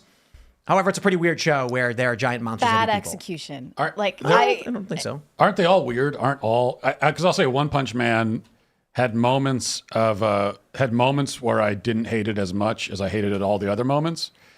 But it did feel very weird. There's just a weird It's vibe. like a parody of anime in and of itself. Yes. But I think people wanted you to watch Full Metal Alchemist. I think. Well, I'm just relaying information, but don't watch Attack on Titan. It was horrible. I was forced to watch it. What's the best anime of all time?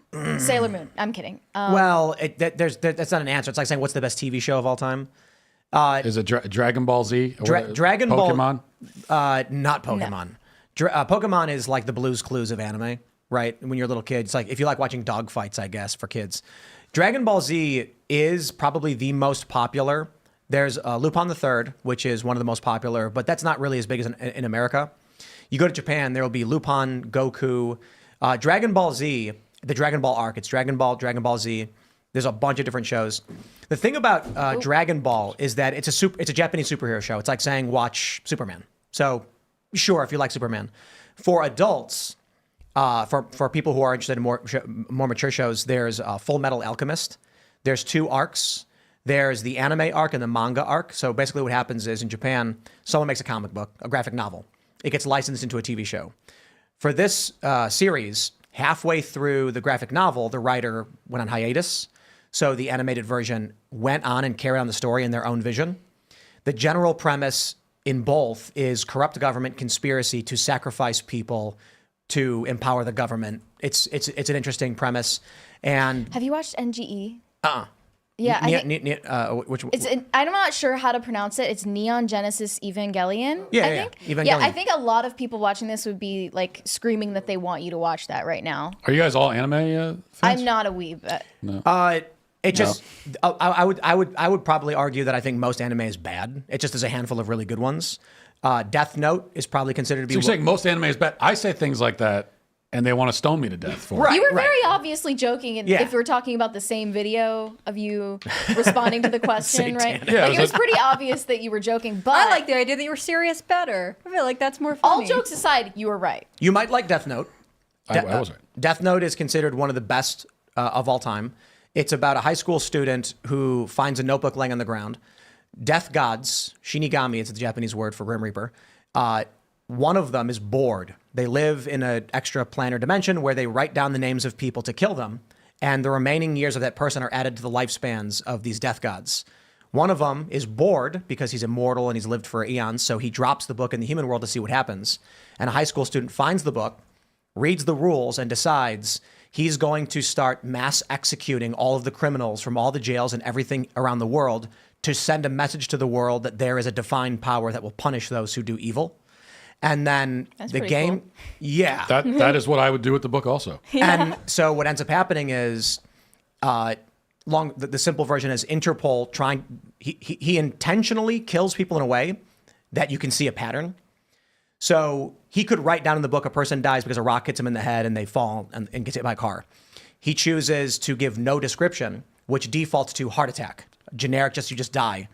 When people start realizing that criminals all over are just dropping Just dead, dying suddenly. they Interesting. realize this is an intentional act targeting specifically criminals that are named in the news. So there's a detective who tries to hunt him down, basically filling in the holes and setting traps to make him take actions. And the show is basically a game of cat and mouse between a man who's trying to excise the world of criminals and the detective trying to stop them.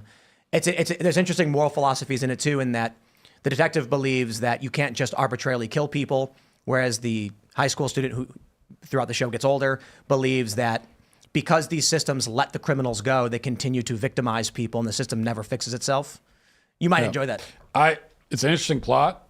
I just don't know why they couldn't make it with real people. That's that's the main thing. I can't. Why did you have to do it as a cartoon?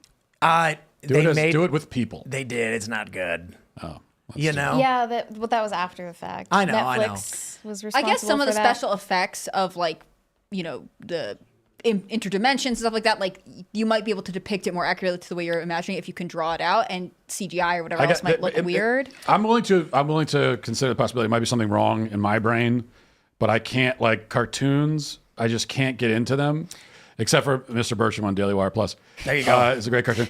But I also feel the same way about musicals. Like when they start singing, it takes me out of it. I can't get into it anymore. So I don't know. I'm very literal minded. I don't know. So one thing I would say for kids, like when I was younger, the anime that I watched and the reason why it's so popular is the through line for most of the most popular shows is a kid with no natural talent who knows that in order to be the best, he has to work as hard as possible to earn his place. So Pokemon did this miserably. First of all, Pokemon's a weird show. It's where they dogfight, basically. And the kid, Ash, loses every single time. But a few examples are My Hero Academia is popular right now with like teenagers and young people. Naruto was huge. That story, that whole anime ended, and they're doing a continuation. And then you have Black Clover. The general premise, Naruto, a kid who's a loser and is made fun of, wants to be effectively the president. He wants to be the greatest warrior. He's a ninja. And he struggles and works as hard as possible with no natural talent. is made fun of and ridiculed, but he never gives up and eventually becomes the best. Black Clover is a kid who's born with no magic powers in a world of magic, so he trains himself to become as physically powerful as possible.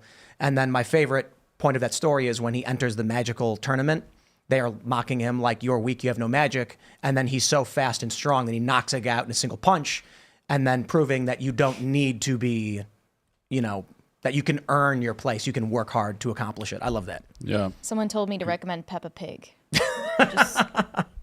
All right. Anyway, like the chat's blowing up with people being like, watch this, watch that. This is the longest I've ever talked about anime in my life.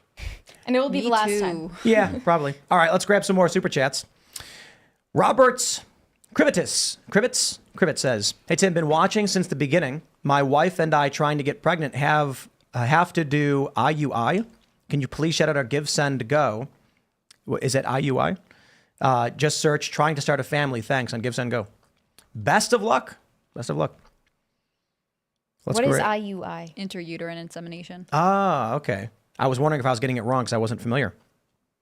Is that IVF basically? No, there are like some fertility drugs involved, but it's just Fertility treatment that putting involves placing sperm sperm into the uterus directly. instead of conceiving outside in like a petri dish.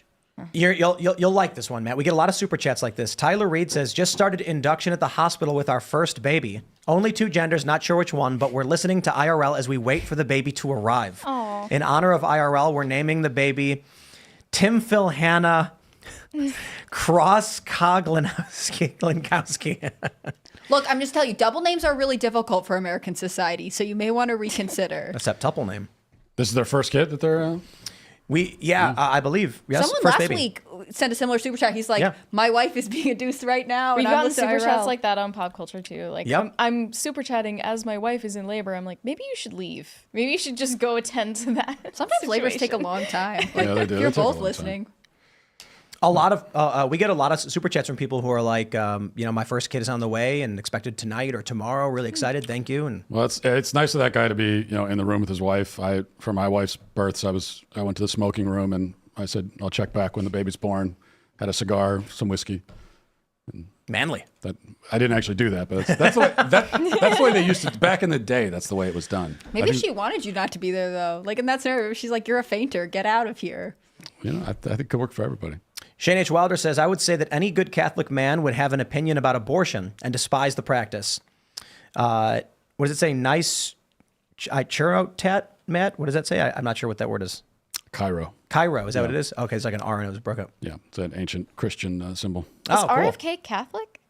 Hypothetically, all the I know Kennedys he's a are. Kennedy, but Again, hypothetically, all the Kennedys I don't. are. I don't think. In name only. Yep. But I wouldn't even. Is Trump even a practicing Christian? He attends services. I think he said before that he's. I think he would say that he is. Yeah. Yeah. Melania's I don't- Catholic. She's Catholic. Yeah. I believe that. Is she? Yeah. Like Biden, I don't believe is Catholic.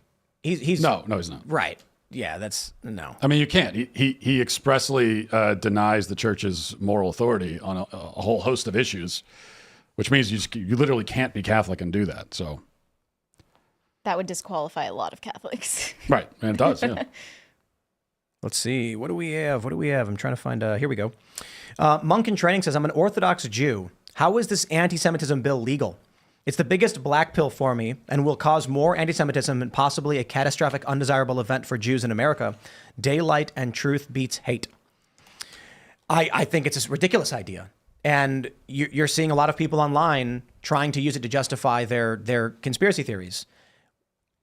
It's a terrible idea and it shouldn't have happened. I think the question is, why did so many people vote in favor of it? Like, are they afraid of being labeled as anti-Semitic? Because it's not legal per se. Like, it hasn't been passed by the Senate. It hypothetically could die. It doesn't necessarily become law. But the question is, like, why did enough people in Congress either read that definition and think, great, no problem, or did they just not read it? And does that mean that they're awful at their jobs?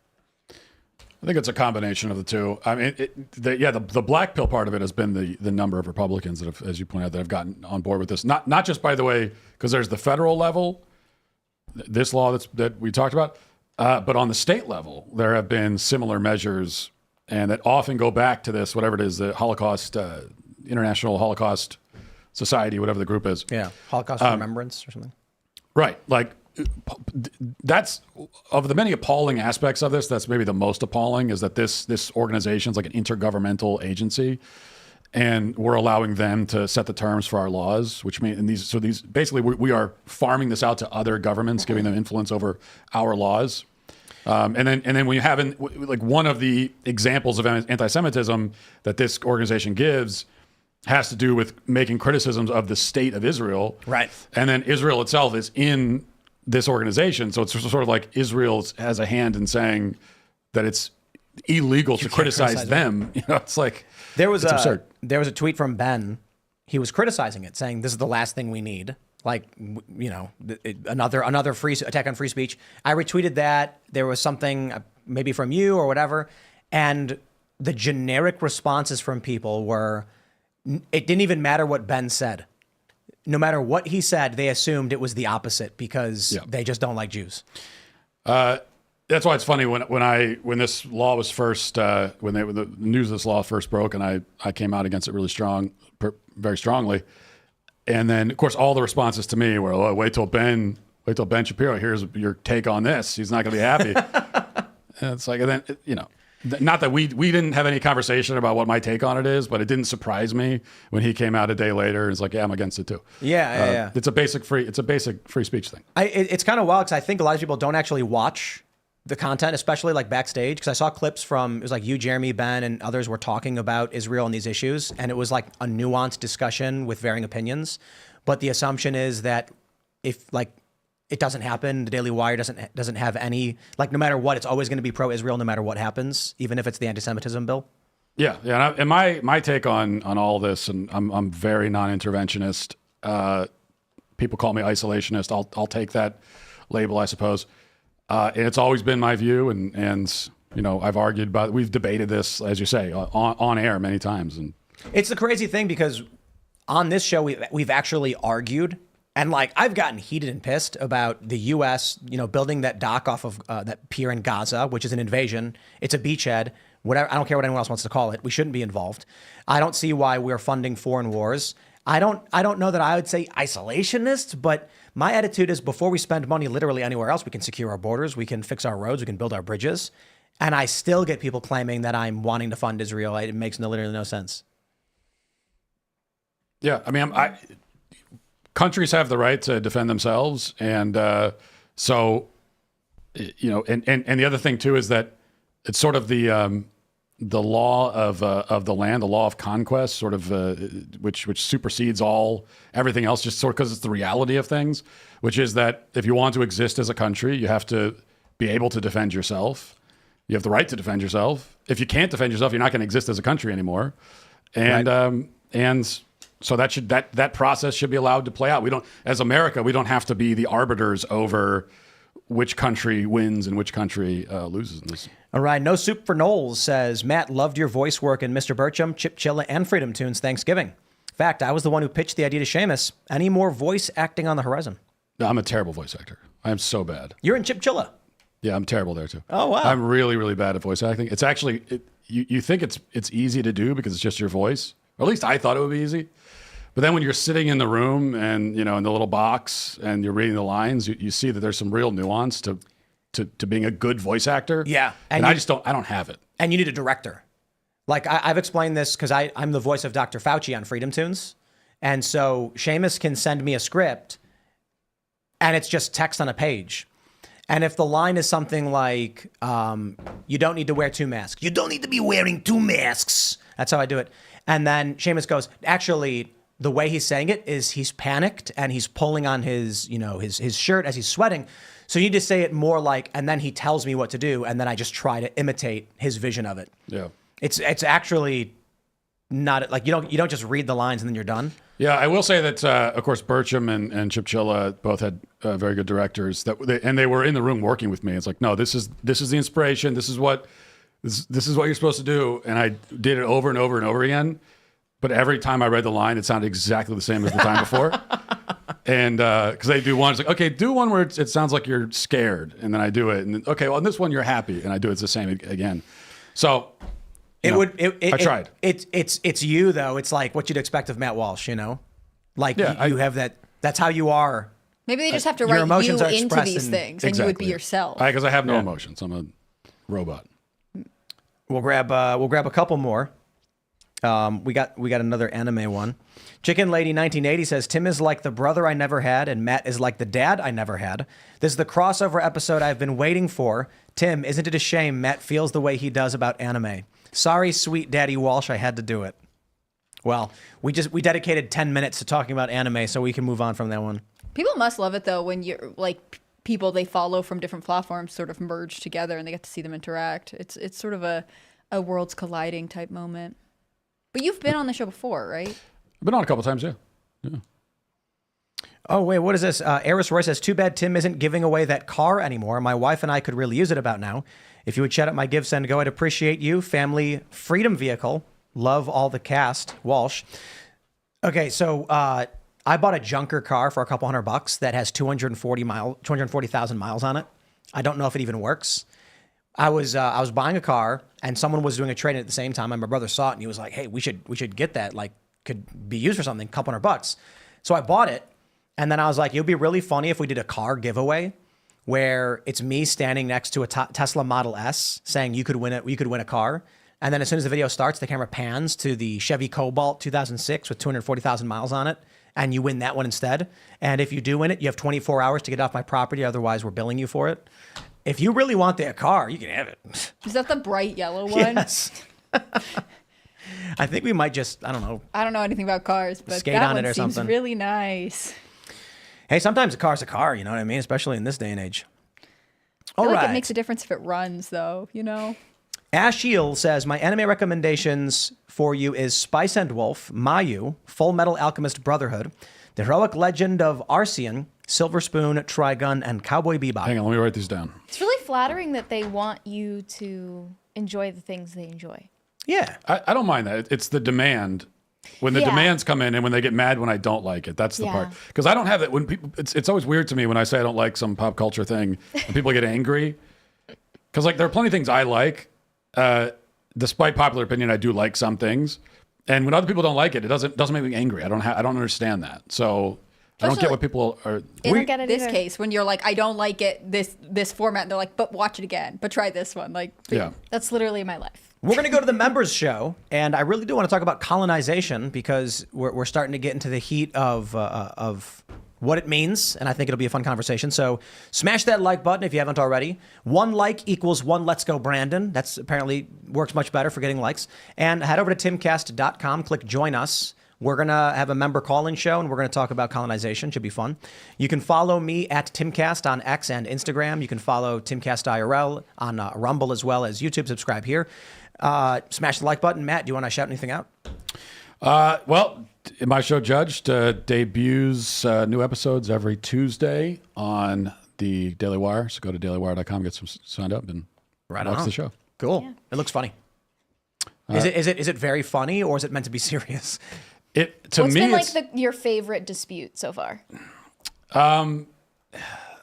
there's so many terrible ones in the best way. In the best way, we did have one. I think it's the second episode. There's a guy who he enlisted his niece to go buy marijuana for him with her medical marijuana card, and then she went and did that, and then she gave the weed away on the way home to all of her friends and smoked it, and then so then he's is suing her to recoup his drug money. Amazing. So that was a. Are you like, sir, that was a crime? Yeah, I mean, no court in the land would take that one because you clearly have no case. And I don't want to give any spoilers away. He obviously did lose the case, but I did. I'm like, well, convince me. I mean, give me a reason to take your side in this, and he wasn't able to. Right on. Mary, shout something out. Yeah, you guys can find me on Pop Culture Crisis. We're going to go live at 3 p.m. tomorrow, so go subscribe over there. And if you want to send me hate, validation, whatever is in your heart, my Instagram and Twitter are both Mary Archived. I'm Hannah Claire Brumley. I'm a writer for scnr.com at Scanner News. I'm really grateful to be part of that team. You can follow all of their work at Timcast News on Twitter and Instagram. If you want to follow me personally, I'm on Instagram at hannahclaire.b, and I'm on Twitter at hannahclaireb. Guys, thank you so much for everything. Bye, Serge. See you later, Hannah Claire. Thanks, everybody. See you later. We'll see you all over at timcast.com in about a minute. Thanks for hanging out.